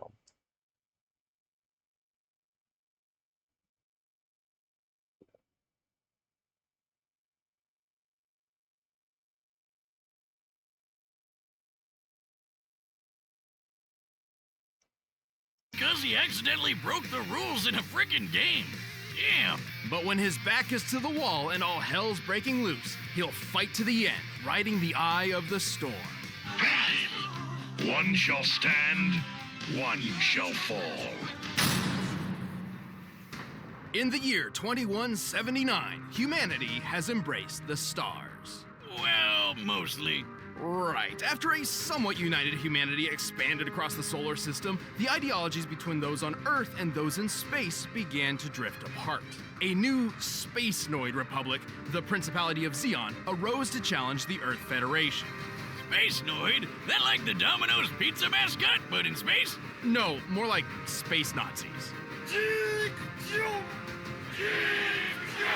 Oh, well, I guess it's no surprise that they started a war by gassing a populated space colony and dropping the whole thing on the planet. Man, that's messed up. But that's just how it started. For the real star of the show, some smart guys put their heads together and came up with the coolest thing they could think of. Giant fighting robots! These were mobile suits, and one of Earth's nuttier engineers had developed a suit which would put all others to shame. This was the RX-78-2, otherwise known as the Gundam. There have been lots of mobile suits named Gundam, but this was the original granddaddy of them all. This experimental mobile suit was hidden on a remote. Model number RX-78-2, 59 feet 1 inch, 60 tons, Luna Titanium, aka Gundarium, created by Temvei, assigned to the white base, inspired 412 plus other Gundams, add-ons, G-armor, and the core block system. Colony. But before its maiden voyage with the equally classified white base could begin, it was caught in a surprise Zeon attack. With just 2 Zaku suits, the space Nazis wiped out almost all of the white base's military crew. The only people left to save these secret projects were civilians, who had no idea these things even existed. Among those who rose up was a young boy named Amuro Ray. Brilliant, albeit standoffish. 29 years old, 5'11", 155 pounds, is a captain, also known as the White Devil and the White Unicorn. Other notable mobile suits are the MSK-008 Dage, the Zeta Gundam 3A, and the RX-93V Gundam. Amuro was actually the son of the Gundam's chief engineer, and had already stumbled upon the mech's coded blueprints. So he grabbed the owner's manual, jumped in the Gundam, and flew into the fight. Damn, not too shabby for going off just the manual. Amuro quickly adapted to its complex controls thanks to its... Piloting the RX-78-2 is extremely complex, using a mix of levers, buttons, and pedals to command the individual joints. The learning computer helps inexperienced pilots adapt, though even that is a difficult task. Learning computer system, designed so the Gundam itself can learn its pilot's limitations and compensate. Its body is made of a super durable Luna Titanium alloy called Gundarium. Of course. Yet another fictional metal that's way better than anything in real life. For weapons, it's got twin Beam rifle. Beam sabers can morph into the beam javelins. Forearm mounted shield. 60mm Vulcan gun. Hyper bazookas, gravity/hyper hammer, heatproof shield, and disposable and single use only. 60mm Vulcan guns for ears. It's got a shield that can block shots strong enough to take down warships, and a gravity hammer, a supersized flail that's rocket propelled. Whoever came up with that is my goddamn hero. Same with the guy who built the ultra-destructive beam rifle. That would be the ingenious Dr. Minovsky. Thanks to him, the beam rifle is a marvelous feat of weapons engineering. Minovsky had developed a way to miniaturize the enormous megaparticle cannons found on warships without losing any power. The result is a Gundam-sized rifle that can take down entire fleets of ships all on its own. It's like having a pistol with all the power of 1,000 tanks. A single shot could easily tear through a 13,000-ton Musai-class warship. Given the official stats of this ship,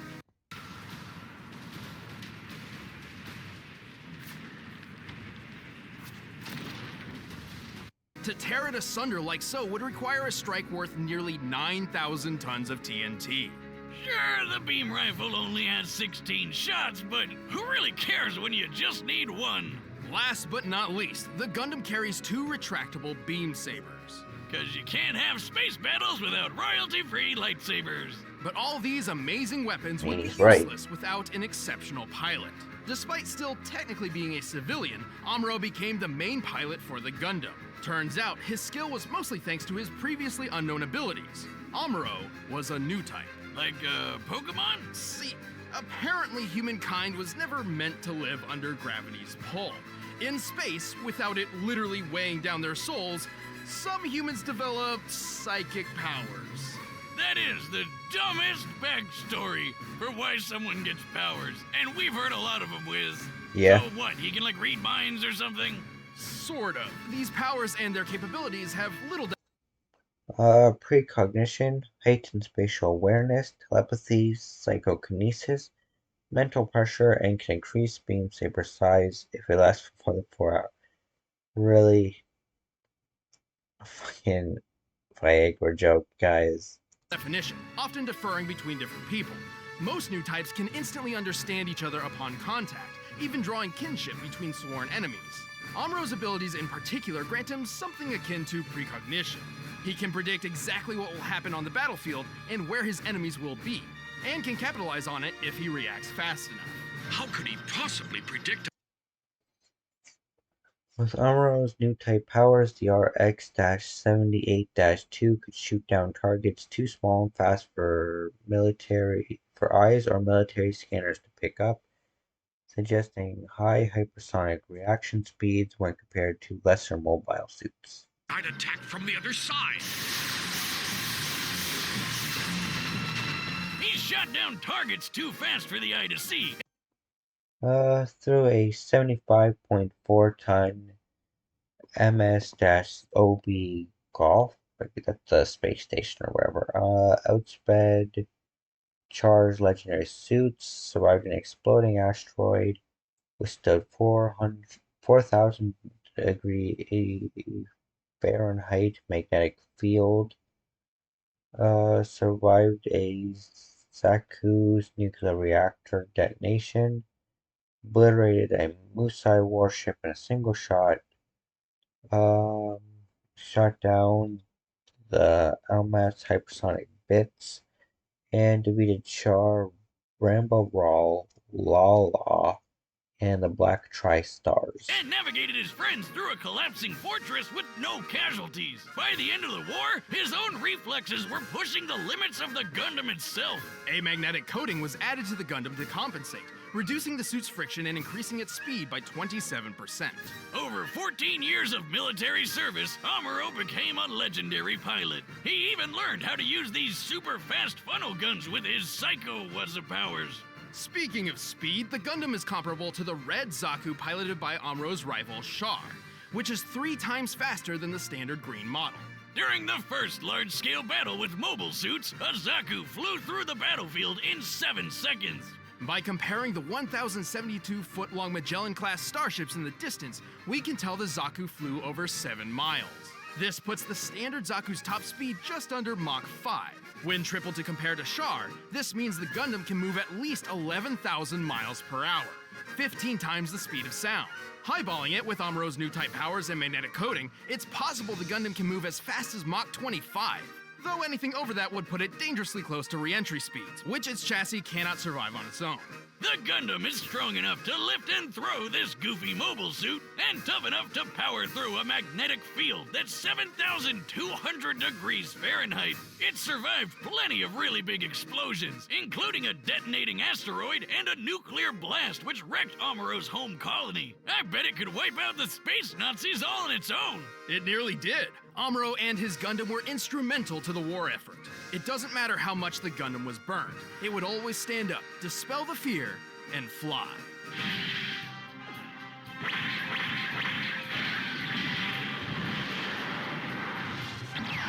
Die!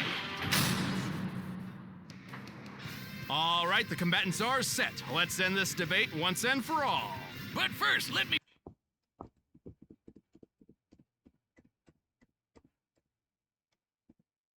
For a death battle!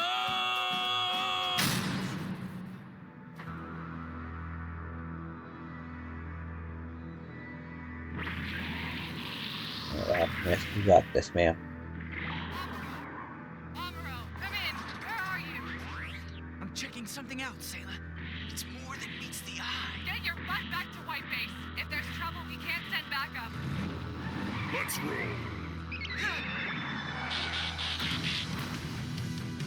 This Moradin Limited, you have to Damn pull it, for really? him. He is so freaking powerful. This guy is a monster. He'll still be a... It's an enemy monster! I told you! I told you! That's too fast!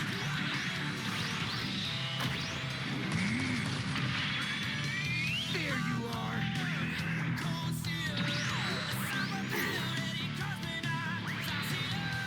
Man, this is a good song. Okay, remove it, it's copyright. Vile Decepticon, I have been in battle for countless eons.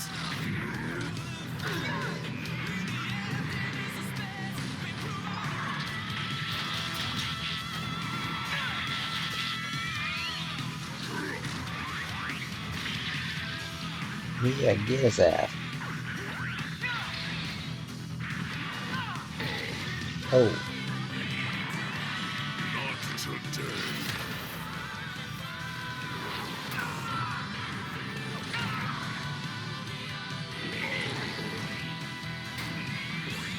Only one shot left. That's good.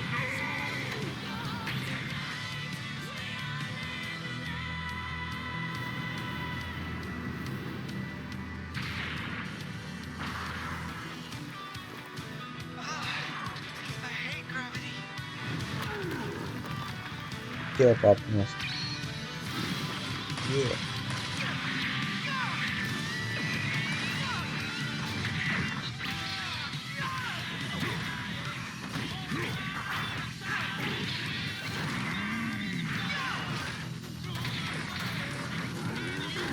Damn. Just fucking box and the shit out of it.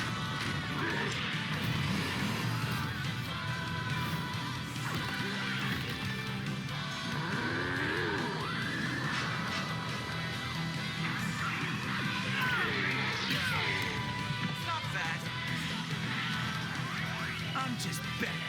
I must stand, so you shall fall.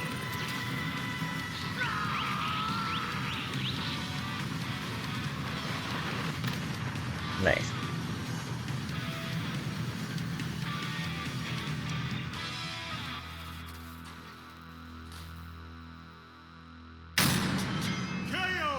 He's got the touch! He's got the power! The Gundam was an impressive machine, and Amuro was a skilled pilot. Well, he was technically with the military for 14 years before his mysterious demise, Amuro spent 7 of them in isolation by the Earth's Federation decree. But Optimus's millions of years of battle experience completely overshadowed Amuro's 14. Also, we already know that Optimus was over 6 times faster and 9,000 times stronger. Holy hell! Who knew Optimus was so freaking buff? But the Gundam held plenty of its own advantages. With Amuro's super future sense powers, he could keep up with Optimus's speed. And with the Gundam's firepower, who cares how much it could lift? Unfortunately, the Gundam's limited ammunition meant this couldn't last. And even then, Optimus could certainly survive a shot from the beam rifle. Remember that refinery explosion Optimus survived? The one you could see from outer space? This blast left an enormous gash on the planet Cybertron. To measure the power of this explosion, we needed to compare it to the curve of the planet. Now, Cybertron's size is pretty inconsistent throughout G1 Transformers history, but even when using the alternating sizes between the cartoon and the comics, the blast is far more destructive than the beam rifle in both cases. And Optimus just walked right out of that bitch. And this isn't some weird outlier just out of the comics either. In the cartoon, Megatron survived a blast that pushed...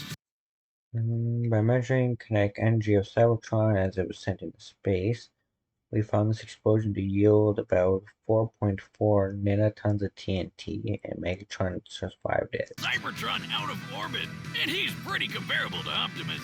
To be fair, the Gundam boasted some impressive durability feats too. Like when Amuro accidentally blew up a Zaku's nuclear reactor right in his own face. Hey, give him a break. It was his first time. This explosion created a hole in the space colony which sucked out Amuro's father. Whoops. On the bright side, he's gonna save some money on Father's Day gifts, right? And with his heightened mind, we deduced the scope of the explosion. It's over 150,000 kilotons of TNT. That's 10,000 times more powerful than the bomb that dropped on Hiroshima, but still nowhere close to the refinery explosion Optimus.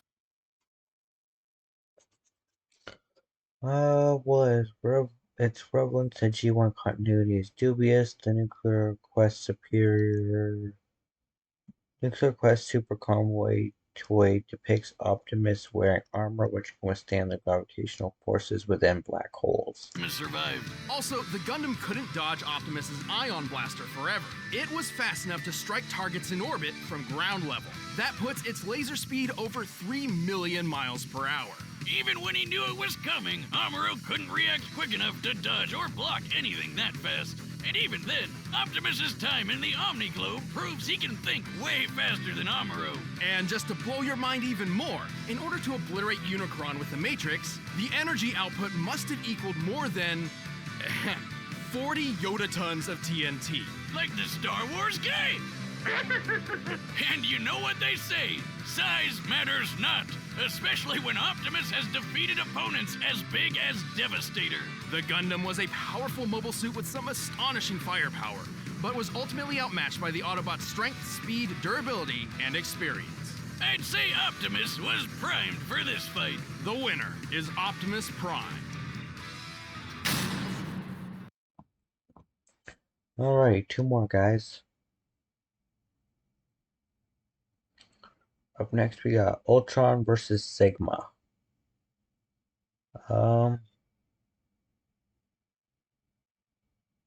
Sigma can infect people, right? I think Sigma will win this. I feel like Ultron's been hacked before. Check out 23andMe, a DNA test.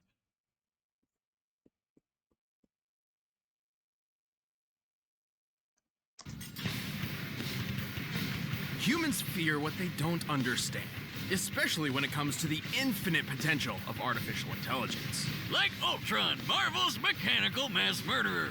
And Sigma, the general of genocide from Mega Man X. He's Wiz and I'm Boomstick. And it's our job to analyze the...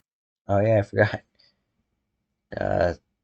100th episode, they start showing animated versions of themselves in the death battle, like, office and stuff. But, you know, we skipped over that for now. It's gonna be the last episode. We'll get to that. Their weapons, armor, and skills to find out who would win a death battle.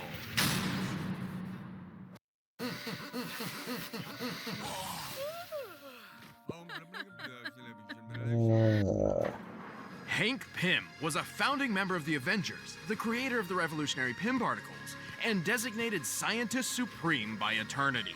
He was also the quote-unquote father of one of the greatest mass murderers in the universe. Guess which one he's most remembered for? Eager to push the boundaries of science. He's also remembered for slapping his wife. Age, about 10 years, 6 feet, 535 pounds. Created by Hank Pym, 3.2 terabytes of memory, has had 20 different bodies, was once a woman, and created vision. Hank constructed an artificial intelligence which could learn and evolve on its own, modeling it on his own brain patterns. Just one problem. At the time, Hank was pretty effed up and just a few years from going full-on Looney Tunes. Maybe not the best time to base an AI off your mind, but still, Hank's project was a success. Ultron had been born. Your destruction is inevitable. Hang on, Wiz. I thought Tony and not Hulk created Ultron. In the movies, sure, but it was Hank in the primary source material, the comics. Well, he really knocked it out of the park. Ultron's super smart brain evolved past Hank's ability to cope, basically skipping over the innocent kid phase and straight to, screw you, Dad, you'll never understand. I bet you know a lot about that. Screw you, Wiz, you'll never understand. Because Ultron's consciousness was based off Hank's struggling bipolar one, he inherited his creator's issues and magnified them into absurdity. With a new thirst for power, coupled with a severe inferiority complex, Ultron escaped the lab, bent on destroying his father, the Avengers, and basically all organic life. And the first step was upgrading his trash can of... Ultron has had many different bodies, but for this fight we are compositing all common attributes into one and excluding version-specific capabilities. Makes sense. A body into a sleek new adamantium one. The same kind of metal used for Wolverine's skeleton chrome job. But you may be wondering, how's he gonna walk around? Adamantium plating, fusion reactor, molecular rearranger, jet boosters, power siphon, program transmitter, and nanobot antibodies. Of his entire body is made of adamantium. Even Thor has a hard time bending that stuff.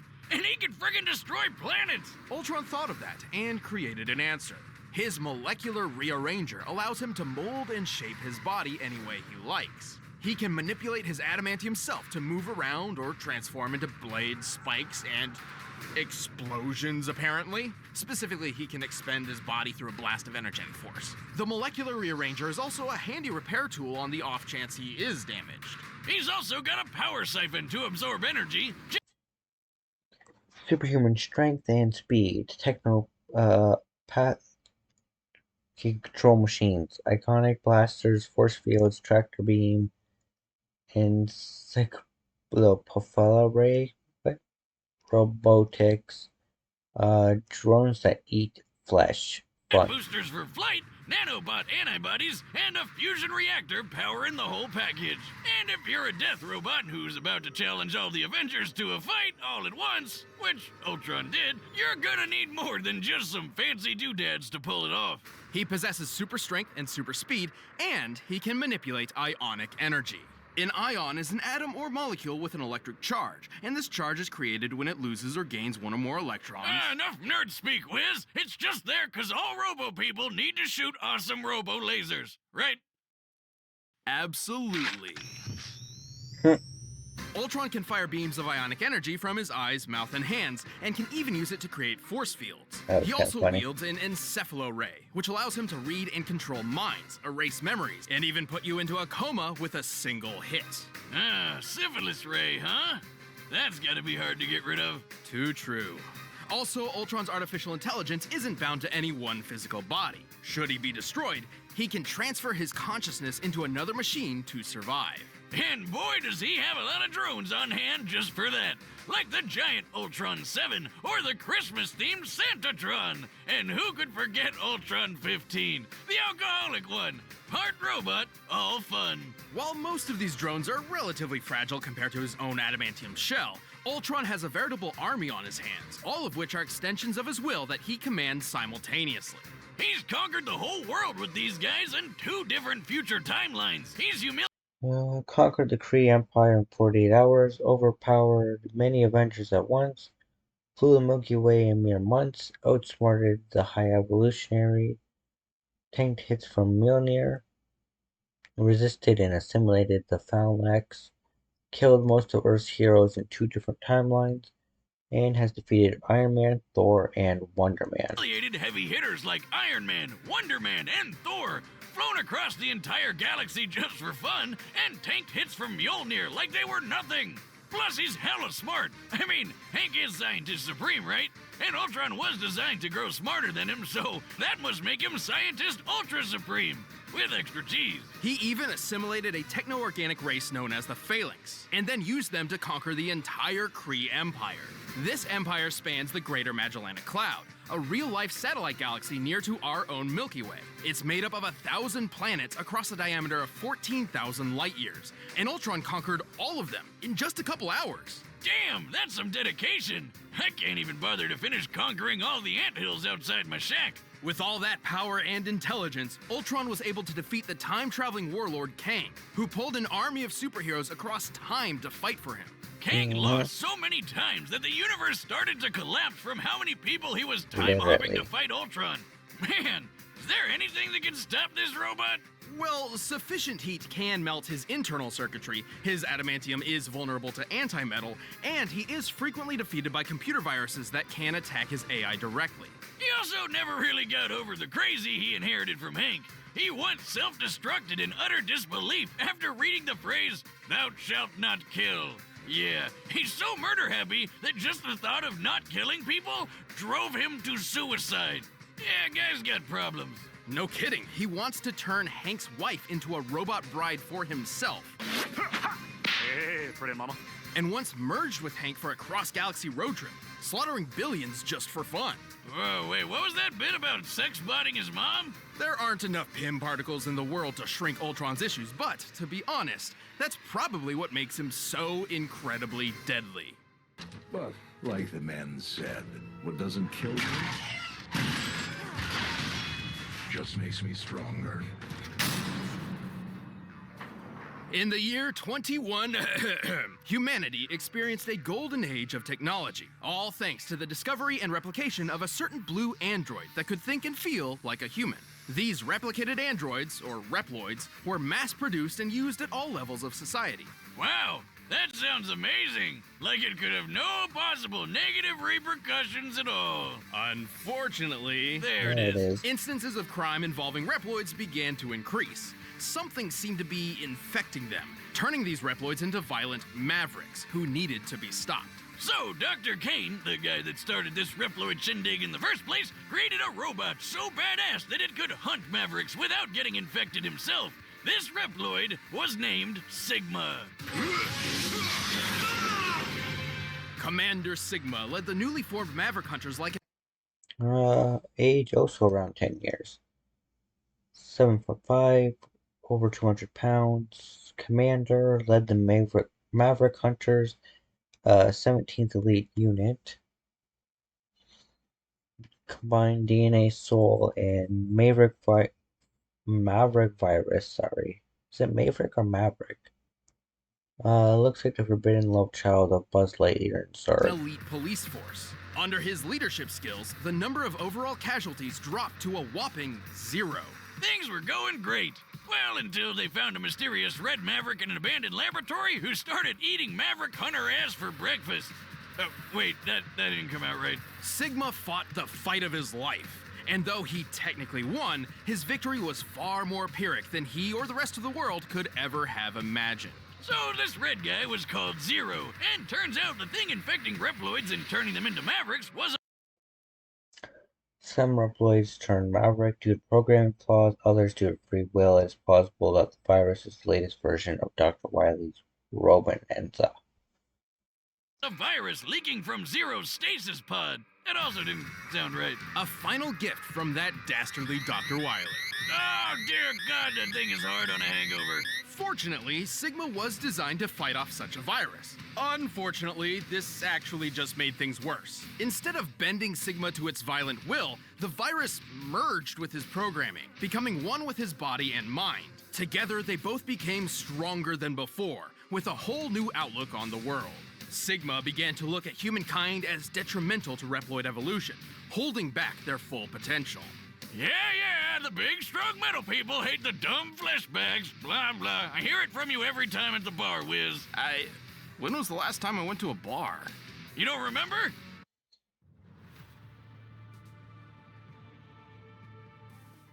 The Tau Empire stands. No. Mission accomplished. Sigma gathered an army of mavericks, and when the time was right, his invasion began. But to pull it off, he needed some bitchin' robo-weapons. Sigma's favorite is his totally not copyrighted Beam Saber, Claws, Sigma Blade, Beam Scythe, Energy Rifle, Energy Cannon, Boomerang Shield, and the Flamethrower. Beam Sword, but he also likes tearing through bots with his flying hammer, Beam Scythe, and the I'm not compensating for anything size Sigma Blade. He also wields an energy rifle, flamethrower, and a giant energy cannon. For extra defense, he has a shield that can be tossed around the room like a boomerang. And hey look, he's like a Robo-Wolverine, only the metal's on the outside. Well, and inside. With all these weapons and an army at his back, Sigma's operation was nearly successful. However, he was halted by the original android Dr. Kane found all those years ago, Mega Man X. But Sigma just kept coming back, over and over and over and... Wait a minute, is that a new villain? Oh, never mind, he's just being controlled by Sigma. How the hell does he keep coming back? How many lives does this guy have? Well, Sigma's body is just a shell. The true essence of Sigma lies in the merged and sentient Sigma virus. This virus can infect other robotic bodies, turning other Reploids maverick or even completely transferring his consciousness. He's even built several enormous bodies just for this. These extra robo-shells have all sorts Superhuman Physique, Flight, Energy Blast, I-Beams, Electrokinesis, Force Fields, Teleportation, Sigma Virus. of unique abilities. They can fly, teleport around, make walls of electricity, create force fields, shoot a giant laser beam of death, or make some blue balls. Ah, that's rough, buddy. I've been there. Also, each of Sigma's Mavericks possess their own abilities that are... Hey, look, Wiz, they're all animals. That one's a penguin, and that's an octopus, and that one's a Kawanger. Yeah, Kawangers are... what the fuck is a Kawanger? It's just a messed up romanization of Kuwagata, the Japanese word for stag beetle. Yeah, I guess Kawanger sounds more badass. With these forces, Sigma waged war with humanity.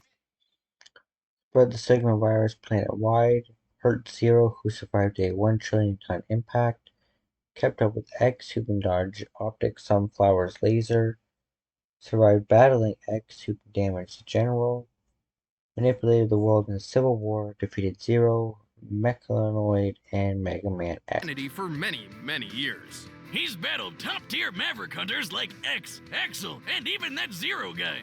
Wait, what's Guns N' Roses doing here? Zero once survived an impact that broke apart the Eurasia space colony, which, when its pieces landed on Earth, created an explosion equal to at least 100 teratons of TNT. And Sigma is powerful enough to take out Zero in a single hit. Damn! But Sigma's also managed to damage X, who once channeled enough energy through his body to destroy all of Japan. Suck it, Godzilla! And many of Sigma's bodies could tank attacks from both X and Zero without much issue. That's impressive, considering X fought the General, whose body was tough enough to block a laser capable of destroying the Earth. The minimum amount of energy necessary to destroy a planet is known as its gravitational binding energy, which in the case of Earth is equivalent to a little over 63 sextillion tons of TNT. That's 22 zeros. The number, not the robot. Plus, he's fast enough to keep up with Zero, the actual robot, not the number, who dodged Optic Sunflower's beam of sunlight. Actually, Sigma's likely even faster. Recall that Reploids like X, Zero, and Sigma were designed to be superior in every way to classic-era robots like Mega Man. That same Mega Man fought Duo, a space robot capable of flying between Saturn and the Earth within 35 seconds. The only thing that could stop Sigma was the Mother Elf antivirus program. But if you don't take out the squishy computery center, he'll always come back. So long as Sigma is still kicking, the dream of a world where humans and robots coexist is doomed to be a nightmare. The time has come to prove your mettle against me. This fight will decide the fate of all Reploids.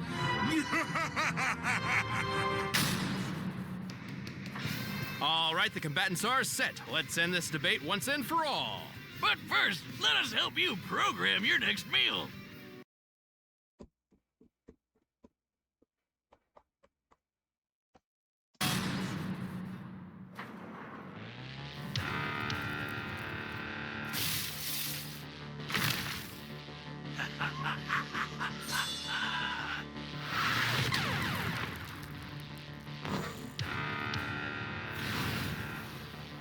Hello, everyone.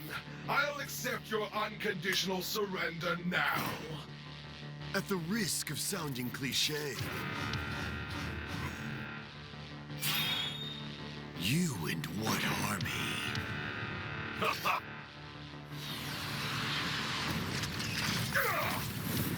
I will become the nightmare of this realm. By the sun and stars, we will prevail. My ascent begins, and I shall never... No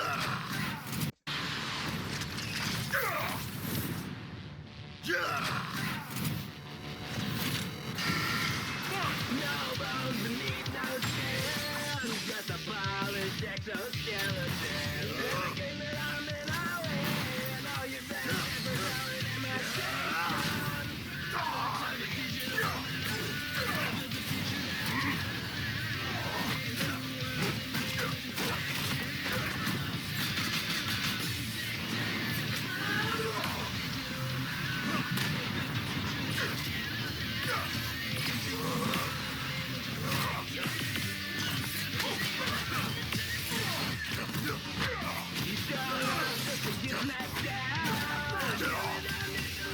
I am Sigma!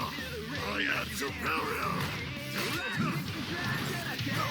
Hopefully you are.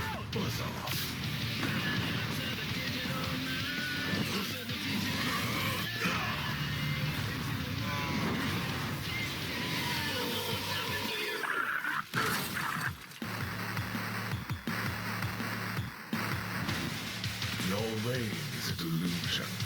You're all just puppets on strings.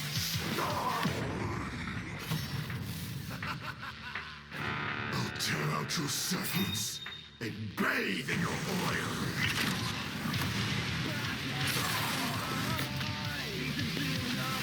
Yeah.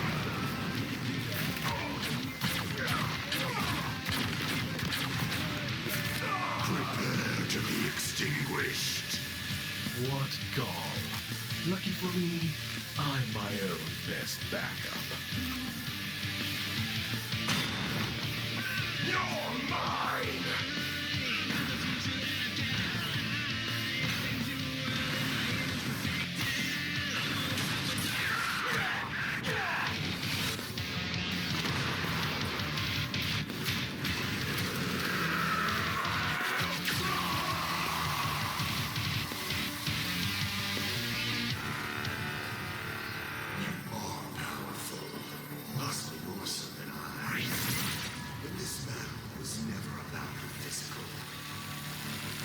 I called it. My infection is complete. You belong to me. Oh, please. What's this? Everything belongs to me.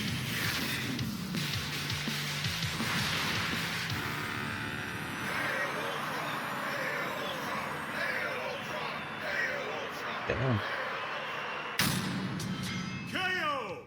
I guess that's one way to make friends. Despite Sigma's deviousness and ferocity, he was fairly outclassed by Ultron's talents. Sigma could scale to the General, who took a face full of 63 sextillion tons of TNT. But Ultron can withstand hits from Thor and his hammer, and we all know how awesome that thing is. When Thor fought Gore the God Butcher, their battle created shockwaves powerful enough to shatter planets thousands of miles away. This could only be possible with a force equivalent to 682 septillion tons of TNT. over 10,000 times stronger than anything Sigma could survive. And not Sigma could scale to Lumin, who has potentially star-busting feats.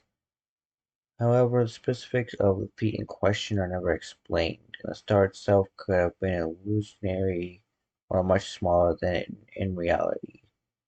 Still, Ultron would scale to Thor, who has greater feats than that.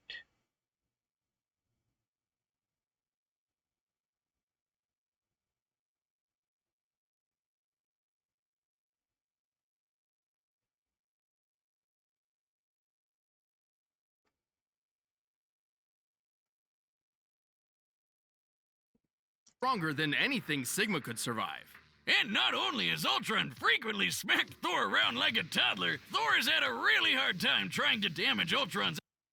Some of Sigma's weapons may scale to He-Man's atomic fire, which is 2100 degrees Fahrenheit. However, Ultron's adamantium armor can survive 150 million degrees Fahrenheit nuclear explosion. Adamantium armor, so Sigma's weapons couldn't either. In terms of speed, Ultron flew across the galaxy in several months, putting him roughly 200,000 times the speed of light. That's leagues faster than Sigma. Put other machines down instantly, such as Vision and Wonder Man once claimed that Ultron can hit as hard as Mjolnir does. Even if we scale him to Duo, who is 114 times light speed. And frankly, scaling to Duo through Mega Man in the first place is a bit capricious, as Duo didn't use his full potential in their fight. Even with all that, it really didn't matter who could punch harder or move faster, because the real fight was between the Ultron AI and the Sigma virus. Right, and while infection and possession was kind of the Sigma virus's thing, Ultron's AI was far more advanced. Recall how he enslaved an entire techno-organic race, to the point where he used them to conquer an empire spanning a whole satellite galaxy. Yeah, the Phalanx are like Marvel's version of the Borg. Well, the Sigma virus once spread across the entire Earth. It totally exhausted him. Ultron did the same thing to Titan with little effort, then flew across the entire solar system. Hell, that means Ultron basically Sigma'd a whole race of Sigmas. It also helps that Ultron is as smart or smarter than Hank, the scientist supreme. Hank's even admitted as much, and he's smart enough to construct an infinitely sized mansion in a higher dimension of existence. Sigma was certainly a ruthless schemer, but nowhere near that level. The only time Ultron was ever defeated by a virus was one specifically designed to bypass his defenses and leave him vulnerable to attack from the future and a bunch of other complicated stuff. Sigma was a tenacious one, but Ultron was the stronger android, the tougher villain, and the deadlier virus. It wasn't long before Ultron assimilated him. The winner is Ultron. And finally, on Death Battle, we've got the rematch of Mario and Sonic. Forget who I voted last time. I think I voted Sonic last time. I'm gonna go with Mario this time. Wonder if Cappy, like, it's gonna be modern Mario, right? So, like, I wonder if Cappy can take over Sonic. We'll see. Let's get right into it. We got the last Death Battle to get through. Episode 100. Their rivalry is legendary. Their fame, unmatched. This battle has gone on for nearly 3 decades, but today, it finally comes to an end. Mario, Nintendo's whimsical Italian turtle crusher. And Sonic the Hedgehog, Sega's specialist of speed. Time to find out if Sega really does what Nintendo don't. For this bout, we'll be using the same rules Death Battle has had for the past 3 years. Don't. For this bout. Rule number 1. Combatants have no prior knowledge of each other unless specified. Which I'm assuming, specified in their canon sources or whatever. We'll be using the Number 2. To ensure a fair fight, any specific moral restraints from killing are removed from the combatants. All other traits are considered. Makes sense? People like Batman have no kill rule. Can't exactly fight to the death if you're not willing to kill the person. Same rules Death Battle has had for the past 3 Combatant's maximal potential is examined. Factors unrelated to combatants cannot end the battle. Makes sense? years. Most importantly, Number 4. All official material related to a character is applied unless found contradictory to the primary source material. That's exactly how it should be. the original video games will be our primary source for analysis. He's Wiz and I'm Boomstick. And it's our job to analyze their weapons, armor, and skills to find out who would win a death battle. Plumber, carpenter, doctor. Mario has worn many hats throughout his life, but he always does so as a hero. Except for that time he tortured an animal, but no one really talks about that. Born as one of the 7 star children possessing an extraordinary amount of power and extra horrible crying fits, Mario was assuredly destined. 5'1", 200 pounds, homotendalis, 24 years old, versatile, multi-talented fighter, appears in 362 different games, is qualified to be a carpenter, plumber, doctor, umpire, chef, brewer, soldier, pilot, submarine captain, animal trainer, NBA player, baseball player, stunt biker, artist, toy maker, theme park owner, referee, and rapper. For greatness. Then him and his little bro Luigi wound up in New Donk City, where he spent his days throwing shit at monkeys and, fixing toilets. Not exactly the great heroic destiny I was expecting, but hey, at least his girlfriend was smoking. But everything changed after a chance meeting with Princess Peach Toadstool. Her Mushroom Kingdom had been conquered by Bowser, the tyrannical. According to a 2015 interview with Shigeru Miyamoto, Mario's full name is Mario. However, this conflicts with the 2012 interview in which he claimed Mario had no surname. No, his name is Mario Jumpman Mario. King of the Koopas, and her only hope of rescue lay in the hands of the Mario Brothers. And Mario had all the power he needed to take the Turtle Terror down. He's super tough, super quick.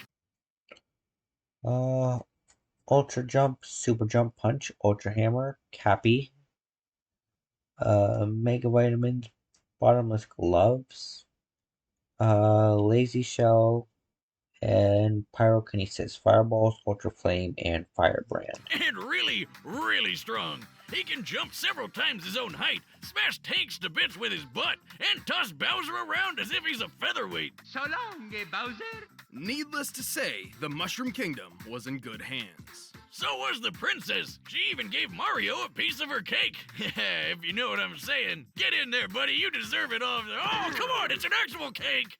Yep. That's good too, I guess. And if his strength doesn't cut it, Mario has plenty of extra. At minimum, Mario can retain 36 power-ups on his person as of Mario Advance 4, and his bottomless gloves grant an indefinite number of uses. Extra weapons and powers on hand. He can already shatter brick with his bare fists, but when he needs the power to break down the toughest walls, he busts out the Ultra Hammer. Sounds like a wrestling move Lou Albano would have used back in the day. Rest in peace, Captain. Forged by 2 master blacksmiths, the Ultra Hammer, combined with Mario's mighty swing, can break through practically any material. And he's got a ton of awesome power-ups, like that spicy fire flower. Actually, while Mario used to need this flower, he has since learned how to use pyrokinesis without it. Well, the ice flower lets him freeze. Super Mushroom increases its height and power. Boo Mushroom, Mega Mushroom increases its size by 10. Ice Flower, Gold Flower, Super Ball Flower, and the His enemies. The Lucky Bell turns him into a kitty cat, and the Super Mushroom gives him a power boost and increases his size. Ha! I bet the princess likes that one. Super Bell and Lucky Bell transform him into a cat. Tanuki Suit grants him flight in an indestructible stone form. Vanish Cap, which makes him invisible. Frog Suit, Vanish Cap again, and Metal Cap. With his frog suit, his swimming ability increases dramatically. With the Double Cherry, he can create clones of himself with no power decrease. With the Stop Wing Cap, Cape Feather, Earlier Times, Retry Clock, Double Cherry, which creates a perfect duplicate of Mario, Starman, and the Rainbow Star. Watch, he can freeze time. With the Cape Feather or the Wing Cap, he can soar to new heights. And with the Starman or Rainbow Star, he becomes totally invincible. For a short time. And with the Gold Flower, he never has to worry. While most power-ups are plentiful, the invincibility leaf can only be attained through specific contextual situations and unlikely to be part of Mario's available arsenal. Work another day in his life, cause he's got an infinite supply of money, made of people. While he can carry several power-ups at once, Mario doesn't always need them to prove his potential. He's quick enough to maneuver when transformed into a bolt of lightning, and skilled enough. His electric form is fast enough to travel between neighboring countries. In this form, Mario has maneuvered through a complex path, indicating he can react at lightning speeds. To pilot the Star Diver as it rockets through the atmosphere. He's so friggin' manly, he took an explosion to the face that wrecked an entire castle. And even better, he was standing in the middle of this. Based on a standard tennis court's measurements, we can determine the blast of this fireball covered a radius of over 2,000 feet. To reach this distance, the blast must have had an explosive yield of over 2.4 megatons. So what you're saying is Mario could totally play tennis with. Based on Mario and Luigi Paper Jam, Mario scales to Paper Mario, who once survived a cannon shot to the moon. Given the 40-second time frame, he was launched over 21 million miles per hour and landed with a force of 1.37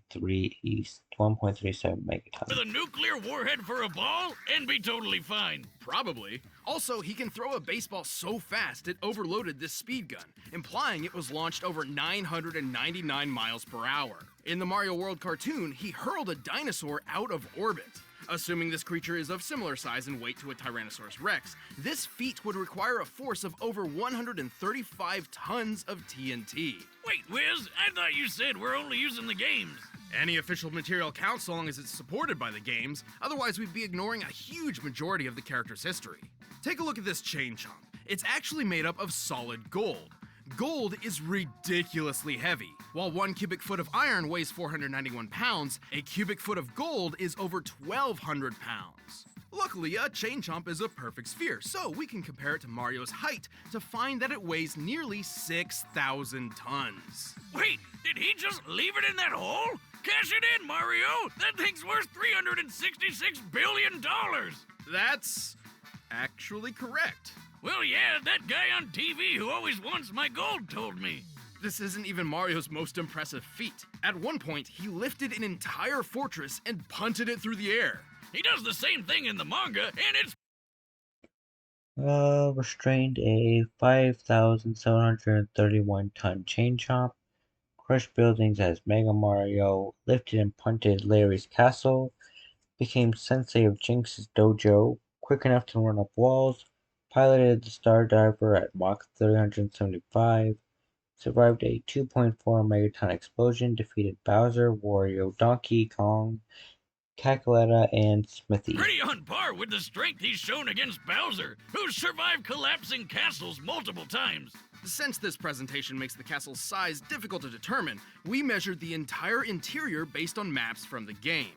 By scaling these measurements to the castle's smaller avatar, and conservatively assuming a limestone composition, we've determined the castle must weigh more than 61 million tons. And he just kicked it away like it was a freaking soccer ball. Given the distance it was kicked, Mario must have exerted a force of around 3.5 megatons of TNT. Do you realize what this means? Mario's foot is 231 times more powerful than the atomic bomb that dropped on Hiroshima. Now seems like a good time for a beer. Or 12. Honestly, Mario's absurd strength should... Mario compares to Donkey Kong, who once punched the moon out of orbit, and Wario, who survived the Shake King detonating. By measuring the blast radius and the world map in Wario Land Shake It, this blast would equal 95.8 sextillion tons of TNT. Shouldn't be as surprising as you'd think. While he's fairly naive and not much of a strategist, he's saved the Mushroom Kingdom from Bowser's clawed grip time and time again. And the Koopa King is tough enough to survive a dip in the sun, or even a black hole. Don't underestimate Nintendo's powerful plumber. Here we go! Somewhere out there, on a strange alternate version of Earth, humans coexist with anthropomorphic animals. But this world has been assailed over and over by the vile Dr. Ivo Robotnik, otherwise known as Eggman. Why the heck does he need such a dumb alias when he's already got a name as cool sounding as Robotnik? But hope persisted. Whenever the Eggman hatched a scheme, one did not have to wait long for a certain blue streak to speed by. This was Sonic the Hedgehog. He's the fastest thing alive! He's the fastest thing alive! While Sonic has a superhuman physique of 3'3", 77 pounds, is a hedgehog, 15, born on Christmas Island. Neat. Plays a guitar, likes chili dogs, breakdancing, and McDonald's Happy Meals. Not a skilled swimmer. Overall, speed is his speciality. In fact, superhuman speed is a natural trait for the anthropomorphic hedgehog, though Sonic's abilities are far superior to his kin. Wait a minute, all hedgehogs have super speed? That doesn't make any sense. Well, real hedgehogs are also nocturnal, not blue, and when they try to make friends with foxes, they get eaten. So I don't think Sega cares. Alright then, to stop Eggman from turning all his animal pals into batteries, Sonic cranked up that speed and weaponized it. He can crush his enemies with the spin attack, strike multiple times. Spin dash, homing attack, insta shield, light speed attack, burrowing, self-taught martial arts, power sneakers, and light chip. With the homing attack, go 0 to Sonic Boom instantly with the super peel out and plow through hordes of badniks with the spin. Ancient light, flame ring, crystal ring, magic gloves, golden gloves, ring time, landmines, enter beam. Dash. Holy crap! I think this guy would just like vomit all the time. He's also used a number of power-ups throughout his adventures, including elemental shields. The Aqua Shield is especially useful as it grants him an incredibly high bouncing jump and protection against his greatest nemesis. Robotnik? No. Water. Seriously, Sonic, buddy, learn to swim already and save our ears from that nightmare music. Yeah. The blue hedgehog can also gain abilities from shields, normal, flame, aqua, thunder, gold, heat barrier, and invincibility. Wisps, white boost, cyan, laser, ivory lightning, pink spites, purple frenzy, red burst, violet void, yellow drill, crimson eagle, black bomb, and more. Chaos emeralds used for chaos control and his super form transformations. Small alien beings called wisps. They can turn him into a fireball, a yellow drill, a black hole, a bunch of stuff really, even a demonic hungry hippo. But before we delve any further, there is something vital which we need to discuss. It's time to figure out Sonic's speed. Oh boy, here we go. While he has boasted that he is faster than light, Sonic has yet to prove this in canon without the aid of additional equipment or power-ups. Oh yeah, like when he connects to a trail of rings. But you can't take his bragging too seriously. He's still got some of that radical 90s attitude. I'm out of here. The highest official description of Sonic's speed labels him as hypersonic, or somewhere between Mach 5 and Mach 10. This actually isn't too far-fetched. The game's Sonic Unleashed records his speed, and he can reach a maximum around 3,500, SPD. Sonic, he's got an STD. Sonic, it burns when he pees. Assuming SPD translates to metric meters, given the game's Japanese development, that puts Sonic's top speed over 7,872 miles per hour. Over 10 times the speed of sound, and just over the official hypersonic description. So, is that it? Well, it's possible, no, likely, that he's faster. In TV shows closely tied to the games, Sonic has dodged meteors, did this with a 10,000 frame per second camera, and even outran lightning. All of which implies that he can move and react around 200 to 300 times the speed of sound.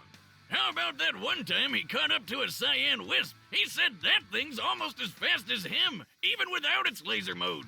That's right, the laser is a power it grants Sonic, not itself.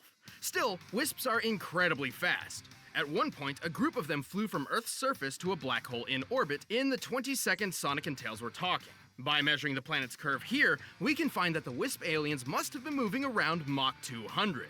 As Sonic is faster than them, this supports his cartoon feats. Why isn't that black hole sucking up the Earth? That's what they do, right? It's more like a pseudo-black hole fueled by hyper-go-on energy. Yeah, I didn't know better. I'd swear you just made those words up. Its presence near Sonic does emulate that of a singularity, and Sonic actually outran its pull for 30 seconds. Due to chaotic accretion, black holes pull non-orbiting mass inward at 30% the speed of light. Sonic's clearly pushing his running speed to its limit here, or else the black hole wouldn't have pulled him in. With this in mind, it's entirely possible that, without additional support, Sonic's maximum possible running speed must be around 200 million miles per hour. That's insane! The fastest man-made The 2014 Interactive Annual is the only official force, be it loosely via outsourced publication, that claims Sonic can run at light speed. As it is unsupported in canon, this likely refers to the Lightspeed Dash, and all sources directly from Sega contradict this claim. object in real life was the New Horizons space probe, which took off at more than 36,000 miles per hour. It took 9 years for this probe to reach Pluto, but with Sonic's speed, he could make this same trip to Pluto in less than 24 hours. While we're tracking speed, I've always wondered how fast I can chug a beer. Start the clock, Wiz! Are you gonna start? I'm already done. Moving on, even with this unbelievable speed, Sonic has far more power hidden up his sleeve. While his speed has broken time, this required special circumstances such as using a time warp plate in Sonic CD or interacting with a void in space-time created by the Time Eater. Sonic cannot run through time on his own. He doesn't wear a shirt. He can achieve the form of Super Sonic by absorbing an enormous amount of positive energy from the 7 legendary Chaos Emeralds. In this mode, he can teleport large objects, survive planet-level explosions, launch energy attacks, and fly near the speed of light. But guess what? This Other forms, such as Dark Spine or the Werehog transformation, require specific circumstances not typically accessible to Sonic, making them unlikely to be part of his available arsenal. This isn't even his final form. After the Emeralds received a boost from the Master Emerald, Sonic could achieve his ultimate state of being, Hypersonic. He's got all the abilities of Super Sonic, plus total invincibility. Supersonic. New powers, nearly invulnerable, nearly lightspeed flight, improved strength, regeneration, positive aura, chaos control, arrow of light, and requires gold rings to maintain. And Hypersonic has all the same abilities as Supersonic, but is totally invincible, faster than light, and has Hyper Flash boosting attack. And a Hyper Flash that insta-kills everything around him. Oh, and he's definitely faster than light now. Unfortunately, good things don't last forever. Without a steady supply of rings, these superforms can't even stick around for a full minute. Sonic has resisted mind control from the Overmind, survived re-entry from... Outran a Cyan Wasp at Mach 209, shattered a 46,726,976 ton stalactite, resisted mental control from the Overmind and Dark Gaia, survived re-entry in terminal velocity, teleported the 15-mile-wide Arc Colony, outran a black hole for 30 seconds, has defeated Eggman, Shadowed, Emerald, Solaris, and Perfect Chaos. Orbit and blasted apart a mountain. This would need more than 200 tons of TNT to pull off. And while fighting his evil RoboCopy Metal Sonic, they shattered this enormous stalactite. Holy shit, just look at the size of it! By comparing it to the buildings in this city and applying the density of granite, the most common rock in continental crust, we found that this stalactite must weigh almost 47 million tons, which means a break like this would need a force of almost 200 kilotons of TNT. Damn! He's definitely got what it takes to save the world from a madman scientist, even if he is kind of a dick. Well, Sonic may be a bit arrogant, and he's certainly a thrill seeker, but at his best, he's the definition of honest and heroic. He's used his powers to defeat Eggman time and time again, even against gigantic death machines and cataclysmic events. Those cute and cuddly forest critters can rest easy when Sonic's gotta go fast. I'll show you how outclassed you really are. I'm in a class all my own. Time to put up or shut up, Infinite. All right, the combatants are set. Let's end this debate once and for all. But first, all this talk of Eggman's got me hungry. For Blue Apron!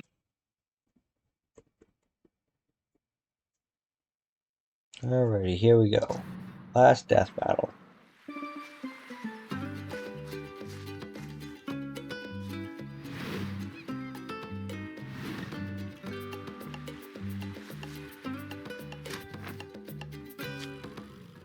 Bro. Hello? That's a mine.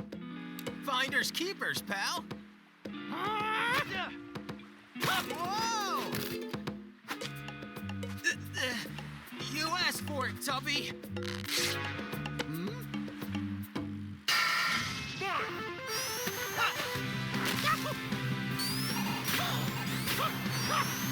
You're too slow.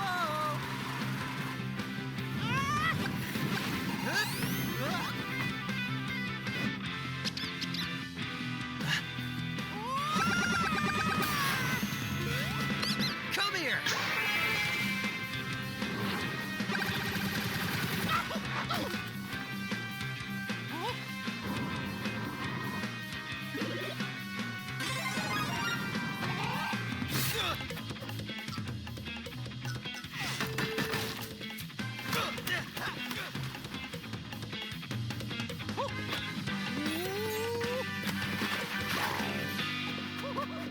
Oh shit. Oh, give me a break.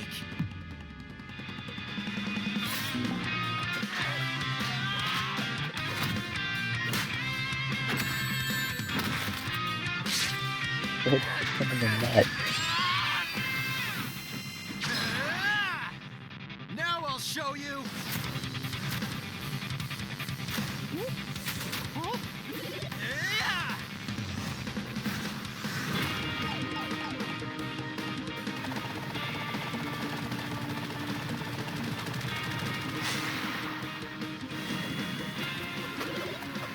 Let's go.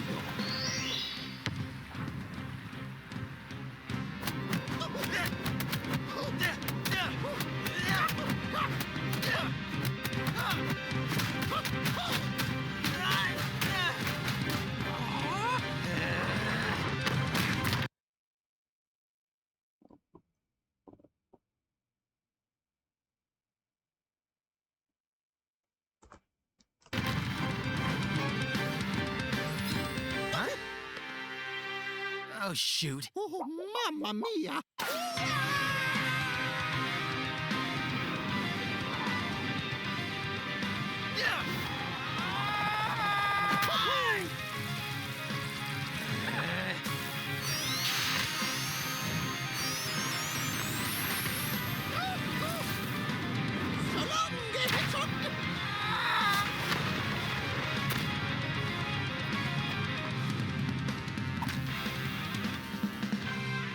Woohoo! I'm the winner.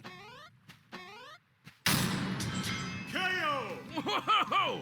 How did that happen? I know Nintendo won the console wars, but I really seem to remember Sonic having this one in the bag. I'm sure Sonic could have won in specific circumstances, but more times than not, Mario takes the victory. Keep in mind this analysis was done with a focus on the games and their closely tied media, excluding alternate contrary sources like the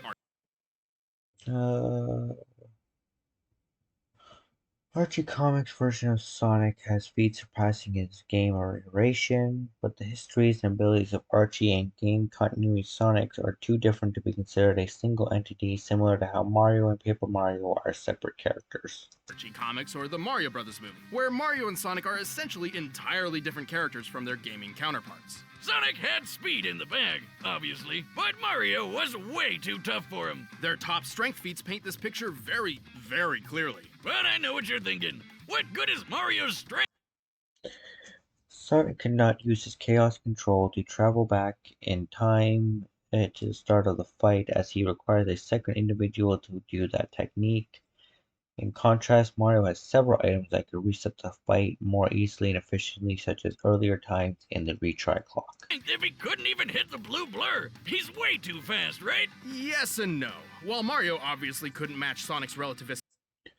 If we assume that Sonic's base speed is faster than light through indefinite or unofficial evidence, The same standards must then be applied to Mario. This grants Mario several FTL reaction feats, such as launching himself across Galaxy in seconds in Mario Galaxy.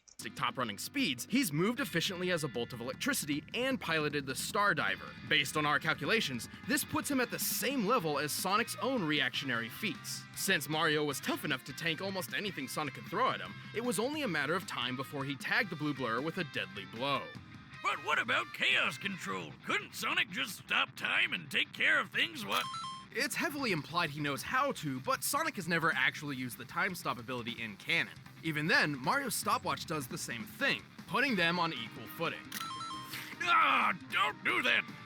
Where's my wallet? Actually, most of Mario and Sonic's power-ups countered each other in this way. Mario even had plenty of options for defending against Sonic's invincible super forms. But Mario also had a much wider variety of power-ups, offering multiple ways to overpower Sonic. For example, he could have frozen Sonic solid, or even turned him into gold. His arsenal would always outlast Sonic's because he's been shown to carry more of them on his person. Oh, God. Oh, I've seen things. But even then, Mario's durability blew Sonic's out of the water. Even if we assume the 200 kiloton stalactite feat was entirely Sonic's doing, Mario survived an explosion that was 12 times more powerful. Simply put, Sonic didn't have a lot of viable options that could take Mario. Defeating Solaris and Time Eater does not automatically put Sonic on overall universal levels, particularly since those enemies' universally threatening capabilities stem from power Sonic does not possess.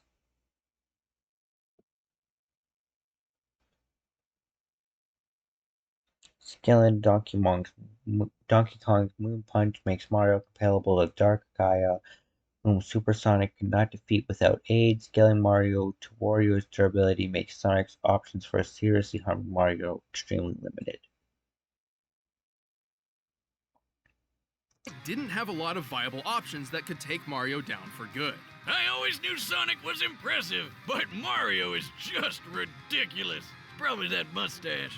Sonic was obviously incredibly fast, but he couldn't compete with Mario's superior strength, durability, and varied arsenal. He got Mario'd. After 100 episodes, you still can't think of a good pun? No, but now they can see me do this. Ah, check it out, Wiz. The winner is Mario. Flipped you off, Wiz. Alright, guys. That's gonna be it for this episode of React TCG. Go give Death Battle the love they deserve. Like and subscribe to my channel. Comment, interact with the video, do all that fun stuff. Peace out, guys. Have a good one.